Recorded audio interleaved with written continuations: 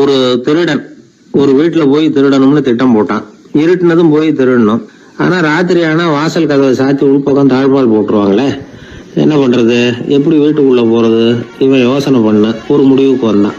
சரி, பகல் நேரத்திலேயே யாருக்கும் தெரியாம இந்த வீட்டுக்குள்ள நுழைஞ்சிருவோம், அங்க போய் எங்கேயாவது ஒளிஞ்சுக்குவோம், இருட்டுற வரைக்கும் பேசாம இருப்போம், ராத்திரி எல்லாரும் தூங்கினதுக்கு அப்புறம் நைஸா போய் பீரோவை திறந்து இருக்கிறது பூரா எடுத்துக்கிட்டு ஓடியாந்துடலாம் அப்படின்னு திட்டம் போட்டான்.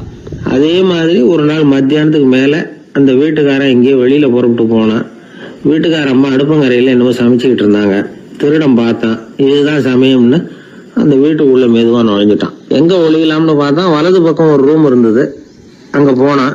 அங்க ஒரு படுக்கை அறை, அங்க ஒரு பெரிய கட்டில் இருந்தது. அதுக்கு அடியில போய் பதுங்கிட்டான்.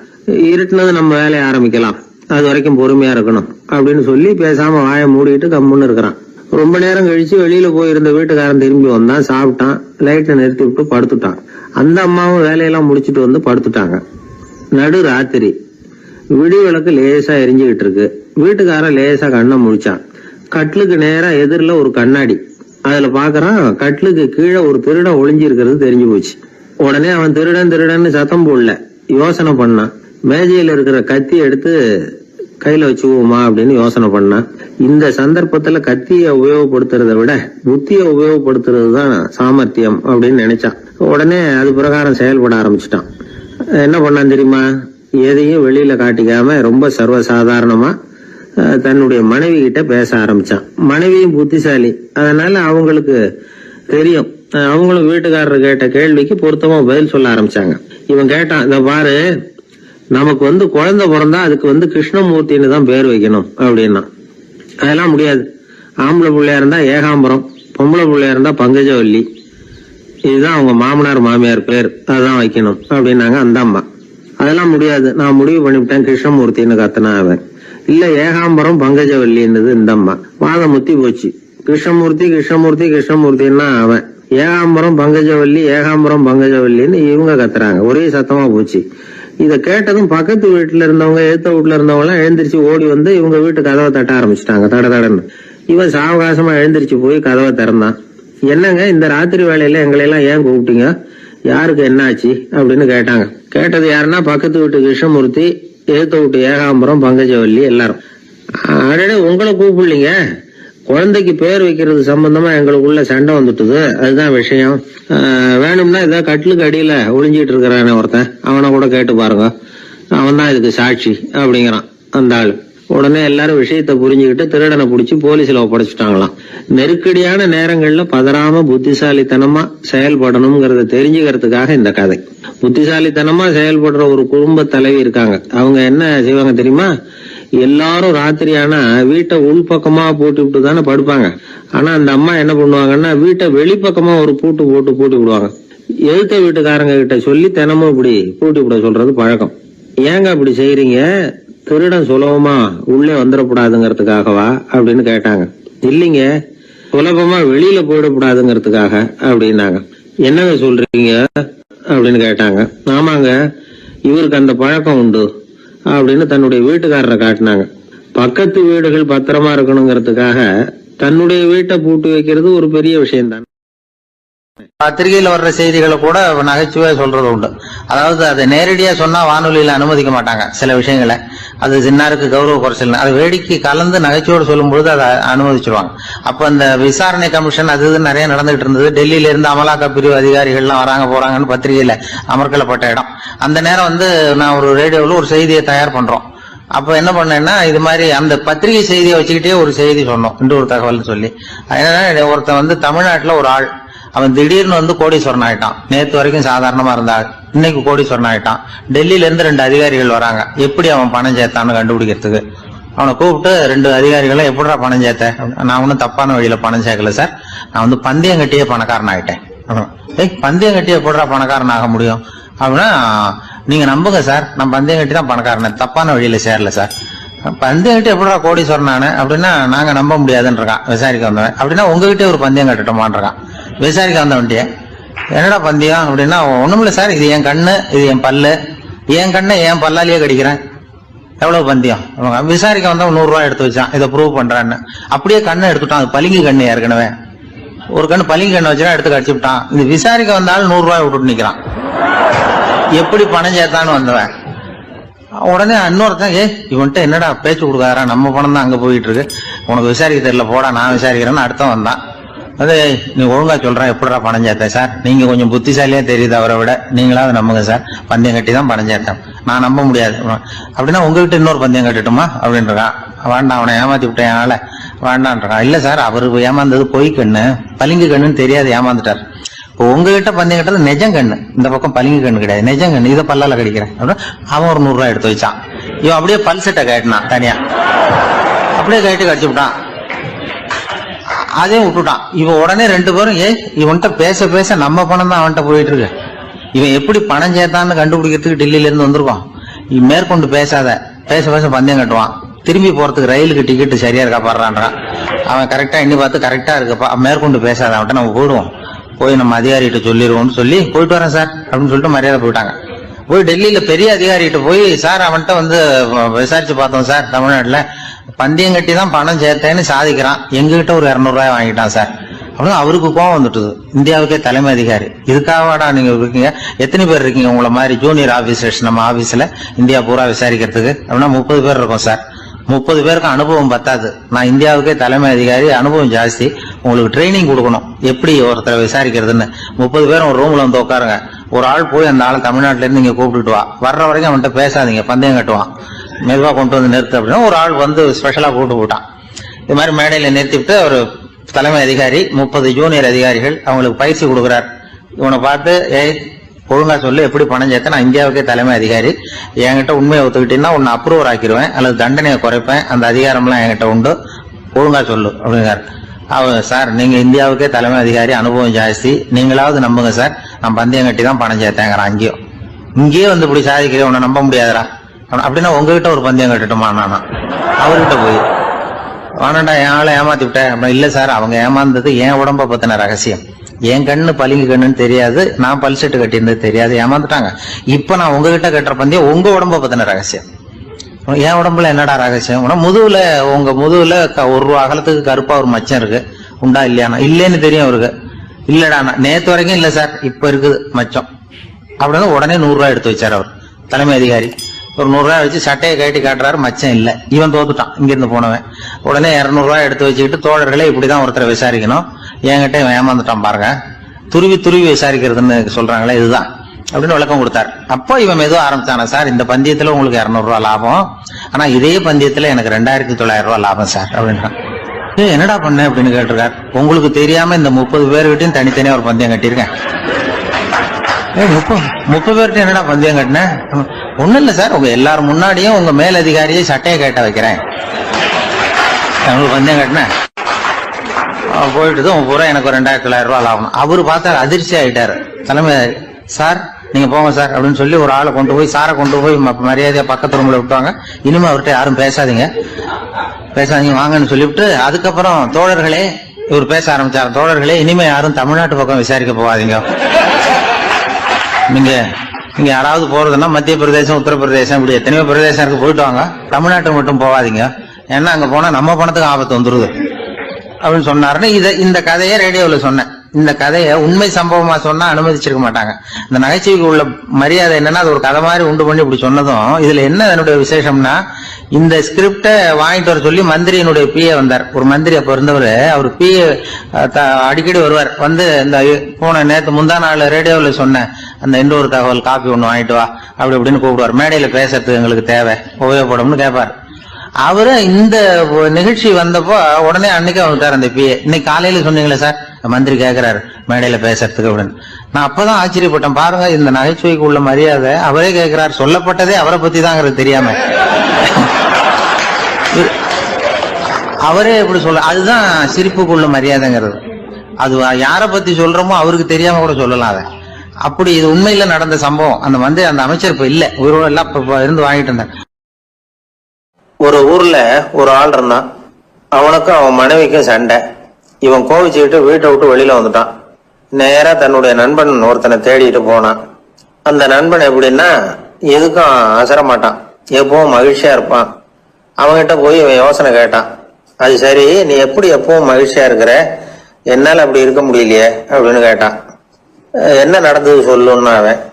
வீட்டுல எனக்கும் என் மனைவிக்கும் தகராறு, நிம்மதி இல்லை, அதுதான் இங்க வந்தேன், உங்ககிட்ட யோசனை கேட்கலாமேன்னு அப்படின்னு விவரத்தை சொன்னான். அதை கேட்டுட்டு அதுக்கப்புறமா இவன் சொன்னான், இந்த பாருப்பா, இது ஒன்றும் பெரிய விஷயம் இல்லை. எனக்கு 2 மனைவிகள், 2 வீடு. ஒரு வீட்டுல சண்டை வந்துட்டுதுன்னா நேரா இன்னொரு வீட்டுக்கு வந்துடுவேன், இங்கே சண்டை வந்துட்டுதுன்னா நேரா அங்க போயிடுவேன். 2 குடும்பம் இருக்கிறதுனால இப்படி ஒரு வசதி, இதுதான் என்னுடைய மகிழ்ச்சியின் ரகசியம் அப்படின்னு நானா. ஓ அப்படியா விஷயம், இப்ப புரிஞ்சுக்கிட்டேன், உன்னுடைய யோசனைக்கு ரொம்ப நன்றி அப்படின்னு சொல்லிவிட்டு அவன் திரும்பி வந்துட்டான். அங்க எங்க தேடினான். ஒரு வாரத்துக்குள்ள இன்னொரு பொண்ணை தேடி கண்டுபிடிச்சு கல்யாணம் பண்ணிட்டான். இப்ப இவனுக்கும் 2 வீடு ஆயிட்டுது. அதுக்கப்புறம் என்னாச்சு தெரியுமா, இவன் 2வதா கல்யாணம் பண்ணிட்டு வந்தானே, இந்த செய்தி முதல் மனைவிக்கு தெரிஞ்சு போச்சு. போனான், அது கழுத்தை பிடிச்சி வெளில தள்ளி விட்டு கதவை சாத்தி விட்டுது. இனிமே இந்த பக்கம் வராத, எனக்கு தெரியாம எப்படி நீ இன்னொரு கல்யாணம் பண்ண அப்படின்னு சொல்லி அடிச்சு வரட்டி விட்டுது. இவன் அதனால என்ன பரவாயில்லன்னு 2வது மனைவி வீட்டுக்கு போனான். அங்க பார்த்து, நீ எனக்கு கல்யாணம் பண்றதுக்கு முன்னாடி ஏற்கனவே உனக்கு கல்யாணம் ஆச்சுங்கிற விஷயத்த ஏன் என்கிட்ட சொல்லல அப்படின்னு சொல்லி அதுவும் கழுத்தை பிடிச்சி வெளில தள்ளி விட்டுது. இவன் வீதிக்கு வந்துட்டான். இங்கேயும் போக முடியல, அங்கேயும் போக முடியல. என்ன இது, அவன் சொல்லி கொடுத்த யோசனை ஒன்றும் சரியா வரலையே அப்படின்னு யோசனை பண்ணிக்கிட்டே நடந்தான். வழியில ஒரு பாழடைஞ்ச மண்டபம். சரி, இன்னைக்கு ராத்திரி இங்கேயே படுத்துருவோம், வேற எங்கேயும் போய் படுத்துவ முடியாது, அதான் 2 பேரும் விரட்டி விட்டாங்களே, என்ன பண்றது அப்படின்னு சொல்லி அந்த மண்டபத்துல போய் ஒரு தூண்ல ஓரமா சாஞ்சி உக்காந்தான். அப்ப எதிர்த்தாப்புல இன்னொரு தூண் ஓரமா யாரோ அசையறது மாதிரி தெரிஞ்சுது, லேசான இருட்டுல. யாரப்பா அது அப்படின்னு கிட்ட போய் பாக்குறான். அப்புறம் தான் தெரியுது, அவன் யாரு தெரியுமா, இவனுக்கு யோசனை சொன்னான்ல 2 கல்யாணம் பண்ணிக்கணும்னு சொல்லி, அவன் அங்க படுத்து கிடக்குறான். ஏய் நீயா, நீ எப்படிடா இங்க வந்த அப்படின்னா, 2 வீட்லயும் சண்டை வந்துட்டுது, அதுதான் இங்க வந்தேன், படுத்து தூங்கலாமேன்னு அப்படின்னா. 2 வீடு இருக்கிறது சௌரியம்னு என்கிட்ட சொன்னியப்பா அப்படின்னா இவன். நான் அப்படி சொன்னதுக்கு ஒரு காரணம் உண்டுன்னா அவன். என்னடா காரணம்னு கேட்டான். அது வேற ஒண்ணும் இல்ல, தினமும் ராத்திரியில இந்த மண்டபத்துல தனியா படுக்கிறதுக்கு எனக்கு பயமா இருந்தது, எனக்கு ஒரு துணை தேவைப்பட்டது, அதுக்காக தான் உங்ககிட்ட அப்படி யோசனை சொன்னேன். இப்ப நீ வந்ததுனால நான் எனக்கு துணை கிடைச்சிட்டுது. இப்ப நம்ம 2 பேரும் துணையா இங்க படுத்துக்கலாம், நீ அந்த தூண்ல சாஞ்சிக்கோ, நான் இந்த தூண்ல சாஞ்சிக்கிறேன் அப்படின்னு சொல்லி படுத்து தூங்க ஆரம்பிச்சிட்டானோ. அதாவது நம்ம வாழ்க்கையில முடிவுகள் எடுக்கிற விஷயத்துல இந்த ஆள் மாதிரி தான் பல பேர் நடந்துக்கிறோம் அப்படிங்கிறார். அதாவது உலக புகழ்பெற்ற மனோதத்துவ மேதை எம் ஸ்காட் பெக் அப்படிங்கிறவர். அதாவது வீட்டுக்கு தேவையான பொருள்கள் வாங்குறதுல இருந்து கல்யாணம் பண்றது, வீடு கட்டுறது வரைக்கும் அடுத்தவங்க பேச்சை கேட்டு வீணா போறவங்க தான் அதிகம். அறிவுரை கேட்கறதுல தப்பு இல்லை, ஆனா அதுக்கப்புறம் அதை பத்தி சரியா சிந்திச்சு பாக்குறது இல்ல, அதுதான் தப்பு. சில பேர் அறிவுரை சொல்றதுலயே ரொம்ப தெளிவா இருப்பாங்க. ஏன் சார் 2 சம்சாரத்தோட குடும்பம் நடத்துறது ரொம்ப கஷ்டமானு கேட்டாராம் ஒருத்தர். அது எனக்கு தெரியாதுங்க அப்படின்னாராம் அவரு. ஏன்னு கேட்டிருக்கார். ஏன்னா எனக்கு 3 சம்சாரம் அப்படின்னாராம் அவர். தான் மட்டும் வாழ்ந்தா போதும் அப்படின்னு நினைக்கிறவங்க உண்டு, தானும் வாழணும் அடுத்தவங்களும் வாழணும் அப்படின்னு நினைக்கிறவங்களும் உண்டு. முதல்ல சொன்ன வகையை சேர்ந்த மனிதர்கள் எப்படி தெரியுமா, எப்படியாவது தான் மட்டும் வாழ்ந்தால் போதுங்கிற நினைப்பு தான் எப்பவும் அவங்களுக்கு இருக்கும். தங்களுடைய வளர்ச்சிக்கு எது தடையா இருந்தாலும் சரி, யார் தடையா இருந்தாலும் சரி, அதை அழிச்சுட்டு தான் மறுவேலை பார்ப்பாங்க. அவங்க எல்லாம் பாவ காரியங்களுக்கு தயங்குறதே இல்லை. அப்படிப்பட்ட வாழ்க்கை அவங்களுக்கே இடைஞ்சல அமைஞ்சு விடுறது உண்டு. அதை விளக்கறதுக்கு ஒரு கதையும் உண்டு. ஒரு ஊர்ல அப்படிப்பட்ட ஆள் ஒருத்தன் இருந்திருக்கான். நிறைய பாவங்களை செஞ்சவன். அதன் காரணமா நரகப்படுகொழியில விழுந்துட்டான். நரகப்படுகொழிங்கிறது ஒரு பெரிய கிணறு மாதிரி. ஏற்கனவே பாவம் செஞ்சவங்க நிறைய பேர் அதுல விழுந்து கிடக்குறாங்க. உள்ள ஏகப்பட்ட சத்தம், எல்லாம் அந்த பாவாத்மாக்கள் போடுற சத்தம். இப்போ விழுந்தானே இவனும் சத்தம் போட்டான். இவன் போடுற சத்தம் கொஞ்சம் அதிகமா கேட்டுது. இந்த கிணத்துக்கு பக்கத்துல புத்தர் உட்கார்ந்துருக்கிறார். அவர் காதுல இவன் போடுற சத்தம் விழுந்தது. உடனே அந்த கிணத்தடிக்கு போனார், குனிஞ்சு பார்த்தார். சாமி என்னை காப்பாத்துங்க அப்படின்னு கத்தனா இவன். புத்தர் அவனை கொஞ்சம் கவனிச்சு பார்த்தார். மனித சமுதாயத்துக்கு அவன் என்னென்ன கெடுதல் பண்ணியிருக்கிறாங்கிற விவரம்லாம் அவர் மனக்கண்ணுல தெரிஞ்சது. அவருக்கு எல்லாம் புரிஞ்சு போச்சு. இருந்தாலும் அவனை காப்பாத்துறதுக்கு ஏதாவது வழி உண்டா அப்படின்னு யோசிச்சார். அவன் தன்னுடைய வாழ்நாள்ல ஏதாவது நல்லது செஞ்சிருக்கானா அப்படின்னு பார்த்தார்.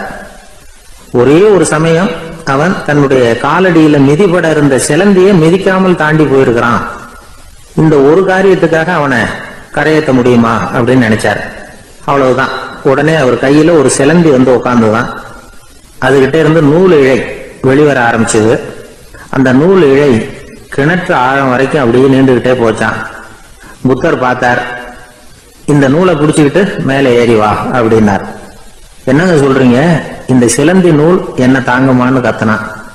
எல்லாம் தாங்கும், அதை பிடிச்சுக்கிட்டு ஏறி வா அப்படின்னார். சந்தேகத்தோடவே அவன் அந்த நூலிழைய பிடிச்சி இழுத்து பார்த்தா ரொம்ப வலுவா இருந்தது. அவனுக்கு ஆச்சரியம். அதை பிடிச்சிக்கிட்டு மெதுவா மேல ஏறி வர ஆரம்பிச்சுட்டான். பாதி தூரம் ஏறி வந்திருப்பான். அப்ப அவன் காலுக்கு கீழே ஏதோ சத்தம். என்னன்னு குனிஞ்சு பார்க்கறான். கீழே கிடந்தவங்க சில பேரும் அந்த நூலை பிடிச்சி மேல வந்துகிட்டு இருக்கிறாங்க. இவனுக்கு கோபம் வந்துட்டுது.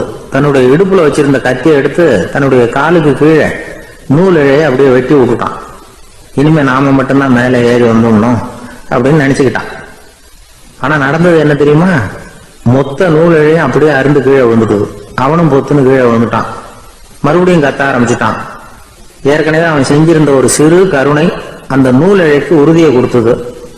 இப்போ அவன் செஞ்ச பாவம் அந்த நூல் இழைய வலுவிழக்க செஞ்சுட்டுது. அடுத்தவங்களும் வாழணுங்கிற எண்ணம் அவனுக்கு இருந்திருந்தா இப்ப அவனும் கரையேறி வந்திருப்பான், மற்றவங்களும் சௌக்கியமா வந்து சேர்ந்திருப்பாங்க. அதனால நாமும் வாழணும், அடுத்தவங்களும் வாழணும் அப்படின்னு நினைக்கிறவன் வாழ்க்கையில சீக்கிரம் முன்னுக்கு வந்துருவான். ஒருத்தன் ஒரு டாக்டர் கிட்ட போனான், மருந்து வாங்கினான், வாங்கி கொண்டாந்து பேசாம வச்சுட்டான், சாப்பிடல. அப்புறம் எதுக்காகப்பா போய் அவர்கிட்ட மருந்து வாங்கினேன் அப்படின்னு கேட்டாங்க. டாக்டர் வாழணும் இல்லையா, அதனாலதான் அப்படின்னா. அவர் கொடுத்த மருந்து நீ ஏன் சாப்பிடல அப்புறம் அப்படின்னு கேட்டாங்க. நான் வாழணும் இல்லையா, அதுக்காக தான் அப்படின்னா. இந்த உலகத்துல உண்மையாவே வேதாந்தம் பேசுறவங்களும் உண்டு, உள்ளுக்குள்ள வேற மாதிரி இருந்துகிட்டு வெளியில வேதாந்தம் பேசுறவங்களும் உண்டு. ஒரு ஆள் இருந்தார். அவரு ஒரு கடை வச்சு வியாபாரம் பண்ணிட்டு இருந்தார். மகா கஞ்சன், யாருக்கும் எந்த உதவியும் செய்ய மாட்டார். எச்சில் கையென்ன ஈர கையை கூட உதற மாட்டார். அப்படிப்பட்ட மனுஷன். அந்த ஊருக்கு ஒரு முனிவர் வந்துகிட்டு இருந்தார். வருஷத்துக்கு ஒரு தடவை வருவார். ஒரு நாள் 2 நாள் இருப்பார், அப்புறம் போயிடுவார். அந்த முனிவர் வர்றப்போலாம் இந்த ஆள் எழுந்திரிச்சு ஓடி போய் அவரை வரவேற்பான். ரொம்ப பெரிய வேதாந்தி மாதிரி அவர்கிட்ட பேசிக்கிட்டு இருப்பான். காயமே இது போய் வெறும் காற்றடைத்த பையம்மா, தர்மம் தலைகாக்கும்மா. பணம் என்ன சார் பணம், இன்னைக்கு ஒருத்தங்க கையில இருக்கும், நாளைக்கு ஒருத்தங்க கையில இருக்கும், எல்லாம் மாயம். எனக்கு தான் இன்னமும் இந்த சம்சார பந்தத்திலிருந்து விடுபடுறதுக்கு நேரம் வரலேம்மா. அந்த முனிவரும் இந்த ஆள் இப்படி சொல்றத கேட்ட உடனே, ஏப்பா அப்படி சொல்ற, இப்ப கூட நீ சரின்னு சொல்லு, உனக்கு தீட்சை கொடுத்து இதுல இருந்து விடுபடுற ஞானத்தை போதிக்கிறேன் பார். உடனே அந்த ஆள் என்ன சொல்லுவான் தெரியுமா? ஐயோ சாமி, இப்போ அது எப்படிங்க முடியும், பிள்ளைங்க எல்லாம் சின்ன சிறுசுங்க, அதுகளுக்கெல்லாம் ஒரு கல்யாணம் காட்சின்னு செஞ்சு கடமையை முடிச்சுட்டா நீங்க சொல்றபடி செஞ்சு விடலாமா. சரி, இன்னும் முனிவர் போயிடுவார். அடுத்த வருஷம் வருவார். இவன் வழக்கம் போல வேதாந்தம் பேசுவான். சரி, தீட்சை கொடுக்குறேன் வா அம்பார். பேரம்பேத்தியை பார்க்கணும், கோர்ட்ல கேஸ் ஒன்று இருக்கு, அது முடியணும் அப்படின்னு தயங்க ஆரம்பிச்சிருவான். எல்லாம் சொல்லுவான், ஆனா குடிக்கிறதுக்கு தண்ணி கூட கொடுக்க மாட்டான். ரொம்ப வருஷம் கழிச்சு மறுபடியும் ஒரு நாள் அந்த ஊருக்கு முனிவர் வந்தார். இவன் கடைக்கு வந்தார். அப்புறம் அங்க கல்லாவில் நம்ம ஆள் இல்லை, அவன் புள்ள தான் உட்காந்துருக்கிறான். அப்பாவை போலவே புள்ளைய எழுந்திரிச்சு ஓடியாந்து முனிவரை வரவேற்றான். அப்பா எங்கன்னு விசாரிச்சாரு முனிவர். ஐயோ, அதை ஏன் கேட்குறீங்க சாமி, உங்ககிட்ட தீட்சை வாங்கி இந்த சம்சார பந்தத்திலிருந்து விடுதலை பெறணும்னு சொல்லிக்கிட்டே இருப்பார், அது நிறைவேறாமலே போய் சேர்ந்துட்டார்.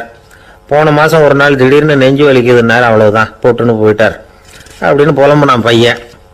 இதை கேட்டதும் முனிவர் சிரிச்சாரான். அவன் எங்கடா போவான், உன் அப்பா எங்கேயும் போகல, இதோ வாழை ஆட்டிக்கிட்டு உன் காலடியிலே இருந்துகிட்டு இருக்கான் பார் அப்படின்னு சொல்லி அங்க நின்றுகிட்டு இருந்த ஒரு நாயை சுட்டி காட்டினாராம். என்ன சாமி சொல்றீங்க அப்படின்னு ஆச்சரியமா கேட்டிருக்கான் பையன். உடனே முனிவர் அந்த நாயோட தலையில ஒரு தட்டு தட்டி பேசுறா அப்படின்னாராம். உடனே அந்த நாய் வேதாந்தம் பேச ஆரம்பிச்சுட்டு தான். காயமே இது போய் வெறும் காற்றடைத்த பைய அப்படின்னு தான். முனிவர் சொன்னார், அடே இப்போ ஒன்றும் கெட்டு போகல, நீ விரும்புனா சொல்லு, உனக்கு தீட்சை கொடுத்து என் பின்னாடியே அழைச்சிட்டு போயிடுறேன், அங்கே அழைச்சிட்டு போய் உனக்கு ஞானத்தை போதிக்கிறேன், வர்றியா அப்படின்னு கேட்டிருக்காரு.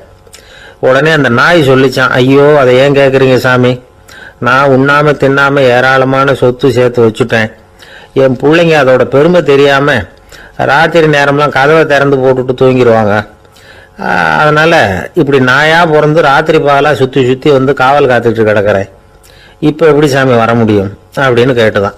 அறியாமையிலேயே சுகம் கண்டு இப்படி இருக்கிற ஆளுங்களுக்கு எப்படி விடுதலை கிடைக்கும், எப்போ விடுதலை கிடைக்கும் அப்படின்னு கேட்கிறார் தசாவதானி, திருக்குறள் பேர் ராமையா. அவர் கேட்கறது நியாயம் தானே.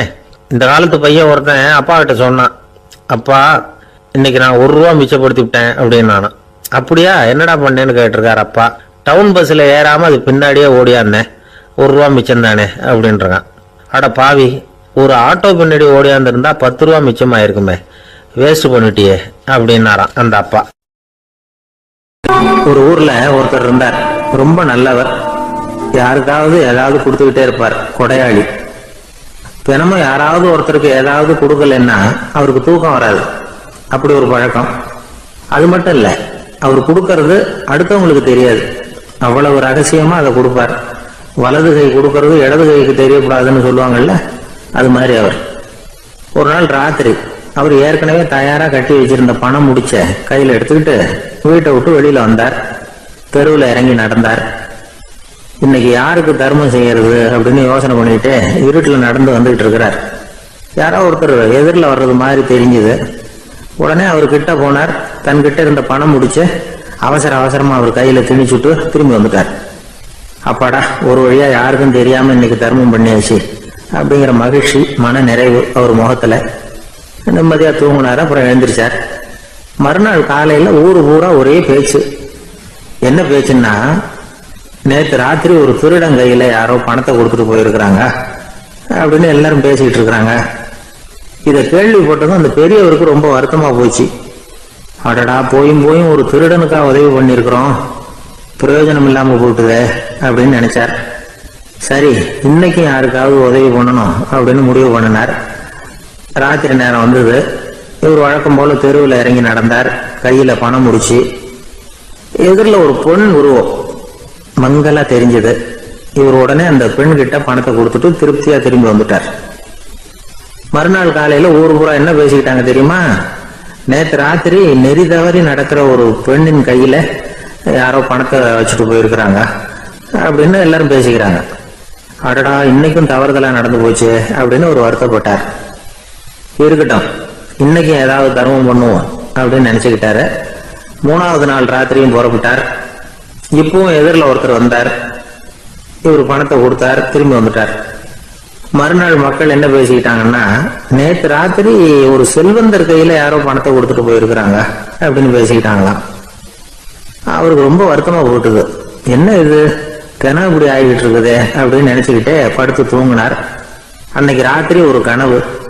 அந்த கனவுல இறைவன் வந்து சொன்னாராம், இத பாருப்பா, நீ கொடுத்த தர்மம் வீணா போயிடல. உன்கிட்ட பணம் வாங்கின அந்த திருடன் திருந்திட்டான், அந்த பொண்ணும் திருந்திட்டா, அந்த செல்வந்தனும் கொடையாளி ஆயிட்டான், எல்லாருக்கும் உதவி பண்ண ஆரம்பிச்சுட்டான் அப்படின்னு சொன்னாராம். இந்த கதையை சொன்னவர் யாருன்னா நபிகள் நாயகம். இதுல உள்ள கருத்து என்னன்னா, நல்ல மனசோட தர்மம் பண்ணுனா அது வீணா போறதில்லை. இன்னொரு கருத்து, தர்மம் வந்து தன்னை மட்டுமல்ல அடுத்தவங்களையும் தீமையிலிருந்து காப்பாற்றும். இதுதான் நாம புரிஞ்சுக்க வேண்டியது. இந்த காலத்திலயும் இது மாதிரி சில சம்பவங்கள் நடக்கிறது உண்டு. ஒரு பெரியவர் இருட்டுல நடந்து வந்துகிட்டு இருந்தாரு. எதிரில் வந்த ஒருத்தன் வலுக்கட்டாயமா ஒரு கையை பிடிச்சி ஒரு பண முடிப்பை கொடுத்து வச்சுக்க சொல்லிவிட்டு விலகி போயிட்டான்.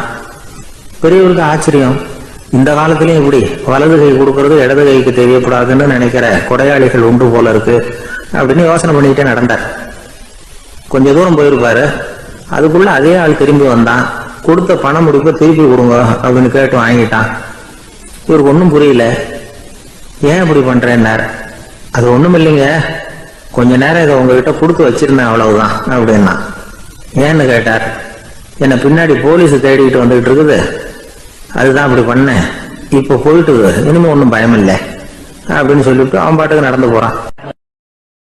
கணவன் மனைவி அன்பா இருக்கணும், ஒருத்தர் நல்லா புரிஞ்சுக்கணும், விட்டு கொடுக்குற மனப்பான்மை வேணும். அதுதான் ஒரு நல்ல குடும்பம்.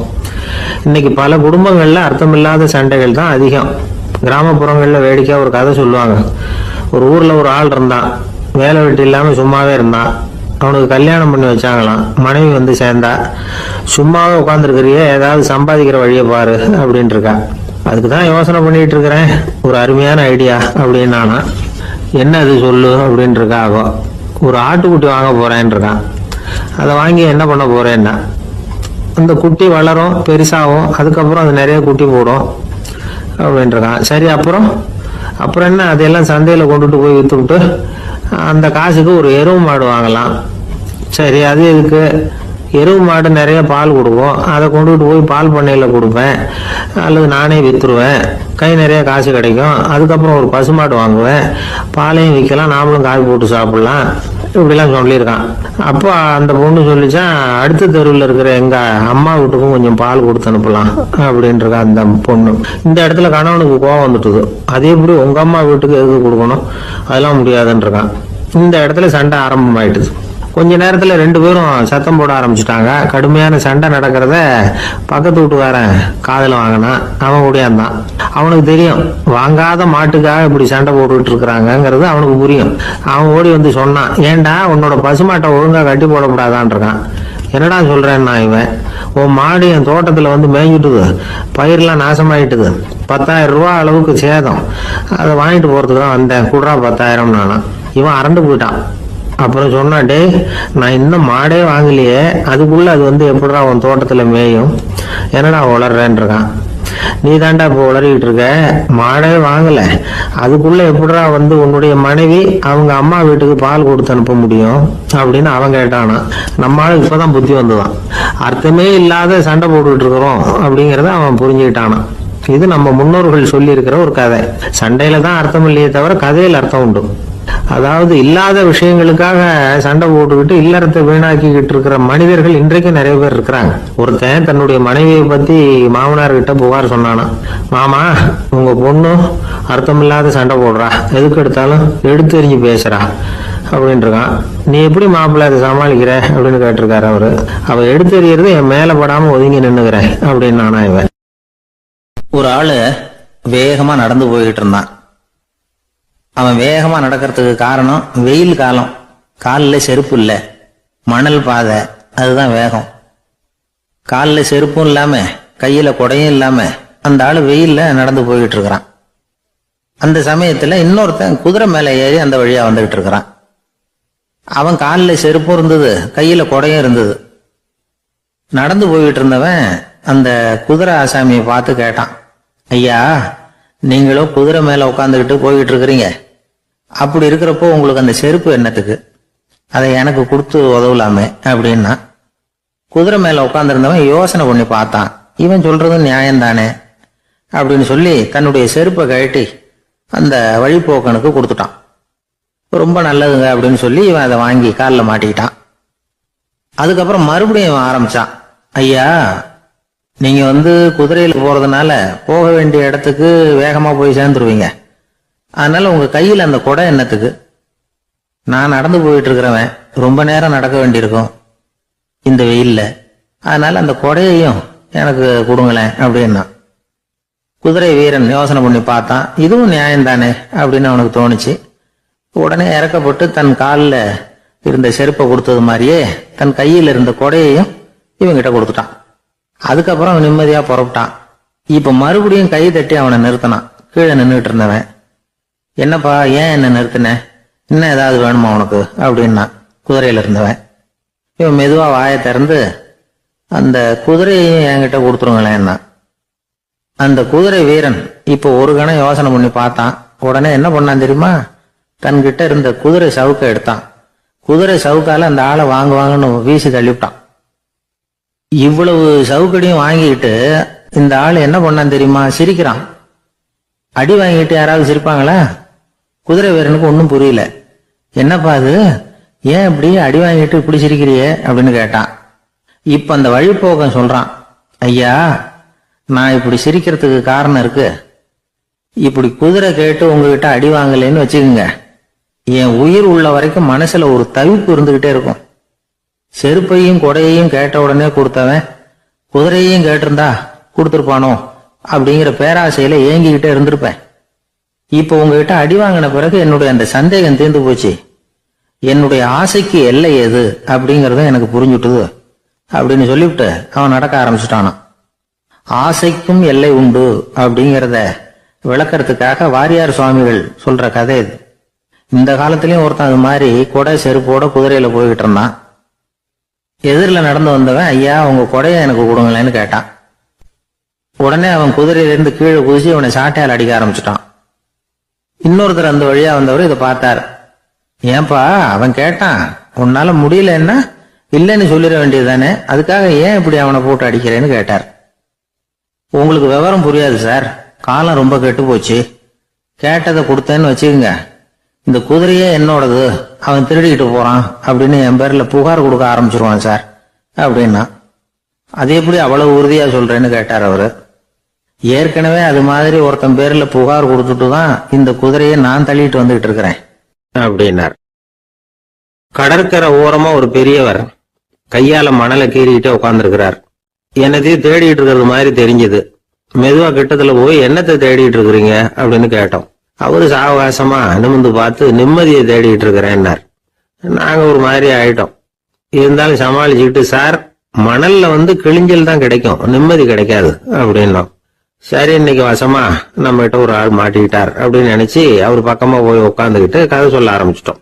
ஒரு பெரிய மன்னர் இருந்தார். அவருக்கு எல்லா வசதியும் இருந்தது. இருந்தாலும் ஒரே ஒரு குறை. அது என்னன்னா நிம்மதி இல்லைங்கிற குறை. அரண்மனையில தினமும் கலை நிகழ்ச்சி, நாட்டியம் எல்லாம் நடந்துகிட்டு தான் இருந்தது. இருந்தாலும் நிம்மதி இல்லை. சரி, நிம்மதி எங்க கிடைக்கும் அப்படின்னு தேட ஆரம்பிச்சார். உடனே அதுக்கான முயற்சிகள்ல தீவிரமா இறங்கினார். நாட்டுல உள்ள தத்துவ மேதைகளை எல்லாம் கூப்பிட்டு வர சொன்னார். எல்லாரும் வந்து சேர்ந்தாங்க. அவங்கள பார்த்து நிம்மதி எங்க இருக்குது அப்படின்னு விசாரிச்சார். அவங்களுக்கு அது தெரிஞ்சா ஏன் இப்படி ராஜா முன்னாடி வந்து நின்றுட்டு இருக்க போறாங்க? ராஜாவோட கேள்விக்கு ஒவ்வொருத்தரும் ஒவ்வொரு மாதிரி விளக்கம் கொடுக்க ஆரம்பிச்சிட்டாங்க. எந்த பதிலும் ராஜாவுக்கு திருப்தி அளிக்கக்கூடிய அளவுக்கு இல்ல. சரி, போயிட்டு வாங்கன்னு சொல்லி அவங்கள எல்லாம் அனுப்பி வச்சுட்டார். ஒரு நாள் அவர் மாளிகையில உப்பரிகையில நின்றுட்டு இருக்கிறார். அந்த சமயத்துல தெருவுல ஒரு பிச்சைக்காரன் ரொம்ப உல்லாசமா பாட்டு பாடிக்கிட்டே போயிட்டு இருக்கிறான். குரல்ல ஒரு சந்தோஷம், நடையில ஒரு மிடுக்கு. அவன்கிட்ட கொஞ்சம் கூட கவலை இருக்கிறதா தெரியல. உடனே ராஜா அதை பார்த்தார். ஏவலாளிகளை கைதட்டி கூப்பிட்டார். உடனே ஓடி போய் அந்த பிச்சைக்காரனை இங்க அழைச்சிட்டு வாங்கன்னு உத்தரவு போட்டார். இவங்க உடனே ஓடி போய் அவனை கூப்பிட்டாங்க. அரண்மனைக்கு வாழ்ந்தாங்க. அவன் வரல. அரண்மனைக்குள்ள அடி எடுத்து வைக்க மாட்டேன்னு சொல்லிவிட்டான்.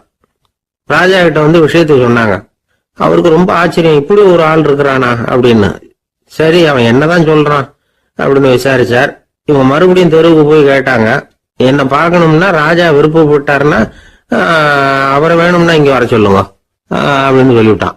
அதை ராஜா கிட்ட சொன்னாங்க. அவருக்கு கோபம் வரல. இவ்வளவு சுதந்திர உணர்வோட இருக்கிறவன் சாதாரண ஆளா இருக்க முடியாது அப்படின்னு நினைச்சார். உடனே கிடுகிடுன்னு இறங்கி தெருவுக்கு வந்தார். பிச்சைக்காரங்கிட்ட போனார். நீ கவலைப்படாம சந்தோஷமா பாடிட்டு போறியே, அது எப்படி முடியுது உன்னால அப்படின்னு கேட்டார். ஏன் அப்படி கேக்குறீங்கன்னு அவன், அதுக்கு இல்ல, எனக்கு அரண்மனையில எவ்வளவோ சுகபோகங்கள்லாம் இருக்கு, இருந்தாலும் நிம்மதி இல்ல. இது ஏன்னு எனக்கு தெரியல. இந்த தேசத்துல உள்ள அறிஞர்களை எல்லாம் கூப்பிட்டு கேட்டு பார்த்துட்டேன், அவங்களுக்கும் தெரியல. உன்னை கேட்டா தெரியும்னு நினைச்சேன், அதனாலதான் சந்திக்கிறதுக்கு ஆசைப்பட்டேன். ஆனா நீ வரமாட்டேன்னு விட்டியே அப்படின்னார். பிச்சைக்காரன் கடகடன்னு சிரிக்க ஆரம்பிச்சுட்டான். மகிழ்ச்சிக்கும் உங்களுக்கும் தடையா இருக்கிறது இந்த மாளிகை தான். இதை விட்டுட்டு வெளியில வந்துட்டா நிம்மதி தேடிட்டு வந்துரும்னா. நான் அரசன், எனக்குன்னு கடமைகள் இருக்கு, அதையெல்லாம் விட்டுட்டு எப்படி வர முடியும்னார் ராஜா. ரெண்டும் ஒரே நேரத்துல கிடைக்கணுங்கிறது முடியாத காரியம். உங்க சுகபோகத்துக்கு விலையாதான் உங்க நிம்மதியை கொடுத்துக்கிட்டு இருக்கிறீங்க.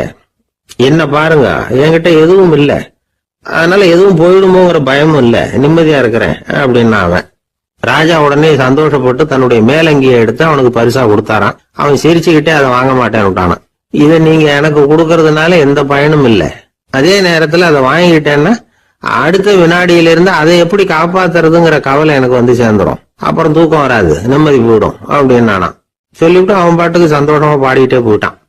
நிம்மதி எங்க இருக்குங்கிறதையும் ராஜா தெரிஞ்சுக்கிட்டார். அந்த இடத்துக்கு தன்னால போக முடியாதுங்கிறதையும் அவர் புரிஞ்சுக்கிட்டார்.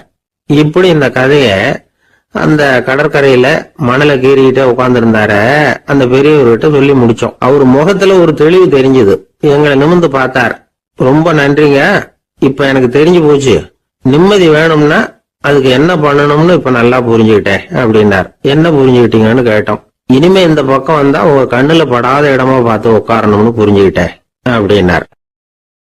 ஒரு சன்னியாசி, அவரு ஒரு நாள் ஒரு கனவு கண்டாராம். அந்த கனவுல அவர் சொர்க்கத்துக்கு போறார். அங்க ஒரு பெரிய திருவிழா நடந்துகிட்டு இருக்குது. எங்க பார்த்தாலும் அலங்கார வளைவுகள், வண்ணமயமான விளக்குகள், பாதைகள் பூரா மலர்கள், எல்லா கட்டடங்களும் ஒளிமயம். அவ்வளவு கோலாகலமா பிரம்மாண்டமா அந்த திருவிழா நடந்துகிட்டு இருக்குது. அது என்ன திருவிழாங்கிறது இந்த சன்னியாசிக்கு புரியல. அங்க எதிரில் வந்துகிட்டு இருந்த ஒருத்தரை நிறுத்தி, என்ன விசேஷம் இங்க அப்படின்னு விசாரிச்சாராம். உனக்கு தெரியாத விஷயம், இன்னைக்கு இறைவனுக்கு பிறந்த நாள், அதைத்தான் எல்லாரும் சேர்ந்து கொண்டாடுறோம். இதுக்காக பிரம்மாண்டமான ஊர்வலம் ஒண்ணு வரப்போகுது. இறைவனே அந்த ஊர்வலத்துல கலந்துகிறார் அப்படின்னாரு அவரு. உடனே அந்த சன்னியாசி ஒரு மரத்து நிழல்ல ஒதுங்கி நின்றுகிட்டார். ஊர்வலம் வந்துகிட்டு இருக்குது. முதல்ல ஒரு குதிரை வந்துகிட்டு இருக்கு. அது மேல ஒருத்தர் உட்காந்துருக்கிறார். அவருக்கு பின்னாடி நிறைய பேர் கூட்டமா வந்துகிட்டு இருக்கிறாங்க. இவ்வளவு கூட்டம் இவர் பின்னாடி வருதே, யார் இவரு அப்படின்னு கேட்டார். ஒரு மதத்தின் பெயரை சொல்லி இவர் அந்த மதத்தின் தலைவர், அவரை பின்பற்றுகிற மக்கள் கூட்டம் பின்னாடி வந்துகிட்டு இருக்குது அப்படின்னு விவரம் சொல்லி இருக்கிறாங்க. இவங்களுக்கு அடுத்தபடியா இன்னொரு குதிரையில ஒருத்தர் வந்துகிட்டு இருக்கிறார். அவருக்கு பின்னாடி ஏகப்பட்ட கூட்டம். இவர் யாருங்க அப்படின்னு கேட்டிருக்காரு சன்னியாசி. அங்க இருக்கிறவங்க விவரம் சொல்லி இருக்கிறாங்க. இன்னொரு மதத்தின் பெயரை சொல்லி இவர் அந்த மதத்தினுடைய தலைவர், அவர் வழியை பின்பற்றுகிறவர்கள் அவர் பின்னாடி கூட்டமா வந்துகிட்டு இருக்கிறாங்க அப்படின்னு இருக்காங்க. இப்படி ஒவ்வொருத்தரா குதிரை மேல வந்துகிட்டே இருக்கிறாங்க. அவங்கள பின்பற்றியும் ஒவ்வொரு கூட்டம் வந்துகிட்டே இருக்குது. அந்த பெரிய ஊர்வலம் அது பாட்டுக்கு போயிட்டு இருக்குது. கடைசியா அது முடிஞ்சது ரொம்ப நேரம் கழிச்சு. அதுக்கப்புறம் கொஞ்ச நேரம் கழிச்சு ஒரு வயசான ஆள் குதிரை மேல வந்துகிட்டு இருக்கிறார். ஆனா அவருக்கு பின்னாடி யாருமே இல்லை. அவரு பரிதாபமா தனியா வந்துகிட்டு இருக்கிறார். அவரு அந்த ஊர்வலத்தை சேர்ந்தவரா இல்லையாங்கிறதே தெரியல. இவர் யாரு, இவர் ஏன் இப்படி தனியா வந்துகிட்டு இருக்கிறார் அப்படின்னு கேட்டிருக்காரு அந்த சன்னியாசி. என்னது இப்படி கேக்குறீங்க? இவர் தான் கடவுள். இவருக்காக தான் இன்னைக்கு இந்த ஊர்வலமே நடக்குது. இவருக்கு தான் இன்னைக்கு பிறந்த நாள். முன்னாடி போற ஊர்வலம் பூரா இவருடைய பிறந்த நாளை கொண்டாடுறதுக்காக தான் அப்படின்னு இருக்காங்க. இதை கேட்டதும் அந்த சன்னியாசிக்கு திடுக்குன்னு தூக்கி போட்டிருக்கு. இது வரைக்கும் கனவு கண்டுகிட்டு இருந்தவர் மூச்சுக்கிட்டார். அதுக்கப்புறம் தான் யோசிச்சு பார்த்திருக்கார். உண்மைதான், மக்கள் எல்லாரும் பக்தி மார்க்கத்துல போறதா நினைச்சுக்கிட்டு பாதம் மாறி போயிட்டு இருக்கிறாங்க. கடவுளை பின்பற்றுவதாக நினைக்கிறாங்க பக்தர்கள். ஆனா கடவுளுக்கு பின்னாடி யாருமே இல்லை. இன்னமும் இயல்பா இதை பத்தி யோசிச்சு பார்த்தா உண்மைக்கு பின்னாடி தான் நான் போயிட்டு இருக்கேன் அப்படின்னு நிறைய பேர் சொல்றாங்க. ஆனா அந்த உண்மை அனாதையா போயிட்டு இருக்குது. அப்படி ஆயிட்டுது உலகம். இந்த காலத்திலயும் ஒரு ஊர்வலம். ஒரு பெரிய மனுஷருக்கு பிறந்த நாள் விழா. அவரு குதிரை மேல ஏறி முன்னாடி போயிட்டு இருக்கிறார். அவருக்கு பின்னாடி ஒரு 100 பேர் தொண்டர்கள் அவங்க பாட்டுக்கு போறாங்க. எல்லாம் பணம் கொடுத்து ஏற்பாடு பண்ணவங்க. எல்லாம் பணம் வாங்கிட்டு பின்னாடி போயிட்டு இருக்கிறாங்க. கொஞ்ச தூரம் நடந்ததும் கால் வலிக்க ஆரம்பிச்சுட்டுது. ஒவ்வொருத்தரும் அப்படியே ஒதுங்க ஆரம்பிச்சுட்டாங்க. அதான் முன்னாடியே பணம் கிடைச்சிட்டுதே, இனிமே ஒதுங்கினா என்னன்னு ஒதுங்கிட்டாங்க. ஒரு கட்டத்துல குதிரையில போறவர் தற்செயலா திரும்பி பாக்குறாரு. பின்னாடி யாருமே இல்லை. எல்லாரும் ஓடி போயிட்டாங்க. ஒரே ஒரு ஆள் மட்டும் ரொம்ப விசுவாசமா பின்னாடி நடந்து வந்துகிட்டு இருந்தான். ஏன்பா நீ மட்டும் வந்துகிட்டு இருக்கிறிய, நீ வீட்டுக்கு போகலையான்னு கேட்டிருக்காரு அவரு. நீங்க அந்த குதிரையையும் அதுக்குள்ள வாடகை பணத்தையும் கொடுத்துட்டீங்கன்னா நானும் போடுவேன் அப்படின்னு நானா இந்த ஆள். அவர் ஒரு பெரிய குடும்பத்துல பிறந்தவர். இருக்கிற சொத்துக்கள் எல்லாத்தையும் வாரி வழங்கி விட்டு காட்டுக்கு புறப்பட்டார் தவம் செய்யறதுக்காக. இருந்தது ஊராவும் கொடுத்துட்டார். இனிமே எதுவுமே இல்லை கொடுக்கறதுக்கு. அப்போ கடைசியா ஒருத்தன் கையை நீட்டினானா, ஐயா ஏதாவது கொடுங்கன்னு இருக்கான். அவர் பார்த்தார். கட்டி இருக்கிற வேட்டியை தவிர வேற எதுவுமே இல்லை. 8 முழம் பட்டு வேட்டி ஜரிகை கரையோட இருக்குது. கடைசியா அதை தான் எடுத்துக்கிட்டு அவர் புறப்பட்டு இருக்கார். அவர் பார்த்தார். எதிரில் அவன் பரிதாபமா நின்றுகிட்டு இருக்கிறான். அந்த 8 முழ வேட்டியை 2ஆ கிழிச்சார். 4 முழத்தை அவங்ககிட்ட கொடுத்தாரு. மீதி 4 முழத்தை தன்னோட இடுப்புல கட்டிட்டு அவர் காட்டுக்கு போயிட்டார். இவன் என்ன பண்ணான் தெரியுமா? கையில கிடைச்ச 4 முழத்தை எடுத்துக்கிட்டு கடை வீதிக்கு போனான். பழைய பட்டு வேட்டி ஜருகை இதெல்லாம் விலைக்கு வாங்குற வணிகர் ஒருத்தர் இருக்கார். அவர்கிட்ட போனான். இதை விலைக்கு எடுத்துக்கிறீங்களா அப்படின்னு கேட்டிருக்கான். அவர் வாங்கி பார்த்திருக்காரு. ஆஹா, இது ரொம்ப அருமையான வேட்டி, விலை உயர்ந்த ஜருகை, இது ஏது உனக்கு அப்படின்னு கேட்டாரான். அவன் நடந்தது சொல்லியிருக்கான். அப்படின்னா ஒண்ணு செய்ய, இந்த வேட்டியோட இன்னொரு பாதியையும் மெதுவா வாங்கிட்டு வந்துரு, உனக்கு நிறைய பணம் தர்றேன் அப்படின்னாரான் அந்த வணிகர். இவன் கொஞ்சம் யோசனை பண்ணி பார்த்தான். கொஞ்சம் இருங்கட்ட வந்துடுறேன் அப்படின்னு சொல்லிவிட்டு நேரா காட்டுக்கு போனான். அவர் எங்க இருக்காருன்னு தேடி கண்டுபிடிச்சான். அவரு ஒரு இடத்துல தவக்கோலத்துல இருக்கிறார். கட்டியிருந்த இடவேட்டியும் அவர் அறியாமல் நழுவி கீழே விழுந்து கிடக்குது. இவனுக்கு ரொம்ப வசதியா போச்சு. அவரை கேட்க வேண்டிய அவசியமே இல்லை. மெதுவா சத்தம் போடாம அடி மேல அடி வச்சு நெருங்கினான். அவர் கண்ணை மூடிக்கிட்டு அவர் பாட்டு நின்றுட்டு இருக்கிறார். இவன் மெதுவா போய் கீழே கிடந்த அந்த துணியை எடுத்துக்கிட்டு சத்தம் போடாம திரும்பி நடந்தான். ஒரு 2-3 அடி எடுத்து வச்சிருப்பான். அப்படி ஓட ஆரம்பிக்கிற சமயத்துல அவன் காலில் கீழே கிடந்த முள்ளு ஒண்ணு நறுக்குன்னு தைச்சு விட்டுருக்கு. வலி தாங்க முடியாம அம்மான்னு கத்திருக்கான். இந்த சத்தத்தினால கண்ணை மூடி நின்றுகிட்டு இருந்த அவரோட தவம் கலைஞ்சது. மெல்ல கண்ணை திறந்து பார்க்கிறார். தன் இடையில இருந்த வேட்டி அவன் கையில இருக்கு. இப்ப அவர் நினைக்கிறார், என்ன நினைக்கிறாருன்னா, இந்த வேட்டி மீது நான் வைத்த ஆசை அல்லவா அவனை திருடனாக ஆக்கி விட்டது அப்படின்னு நினைச்சாராம். இந்த வேட்டி மேல நாம வச்ச ஆசை அவனை திருடும்படி ஆக்கிவிட்டதே அப்படின்னு நினைச்சாராம். இது எப்பேற்பட்ட மனநிலை அப்படிங்கிறத கொஞ்சம் யோசனை பண்ணி பாருங்க. தான் ஒரு பொருள் மேல வச்ச பற்று இன்னொரு மனிதன் திருடனாக ஆகிறதுக்கு காரணம் ஆயிட்டதேன்னு நினைக்கிறார். அப்படி நினைச்ச அந்த பெரியவர் யார் தெரியுமா? அவர் தான் மகாவீரர். இழந்துட்டேங்கிறிய, நீ என்னத்தை கொண்டுகிட்டு வந்த எங்க இழந்துடுறதுக்கு? நீ என்னத்தை உண்டாக்குன இது அழிஞ்சுட்டுதுன்னு சொல்றதுக்கு? இதுதான் அவருடைய சிந்தனை. இன்றைக்கு நம்ம சிந்தனையெல்லாம் வேற மாதிரி இருக்குது. ஒருத்தன் நடுத்தருவில் உட்காந்து அழுதுகிட்டு இருந்தான். அந்த வழியா வந்தவர் ஒருத்தர், ஏன்பா அழறேன்னு கேட்டாராம்.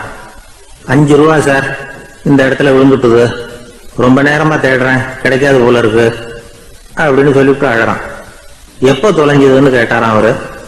அது எனக்கு தெரியாது சார், பணத்தை தொலைச்சவன் தேடி பார்த்துட்டு போயிட்டான், நான் அவனுக்கு பின்னாடி தேட வந்தவன் அப்படின்னு நானா இவன். ஒரு ஊர்ல ஒரு ஆள் இருந்தான், தையல் கடை வச்சிருந்தான். அவங்கிட்ட ஒருத்தன் ஒரு சட்டை துணி எடுத்து கொடுத்து தைக்க சொல்லியிருந்தான். வர்ற சனிக்கிழமை வா, வந்து வாங்கிட்டு போ அப்படின்னு அவன் சொல்லியிருந்தான். அதே மாதிரி இவன் வந்தான். அவன் தச்சு வச்சிருந்த சட்டையை கொடுத்தான்.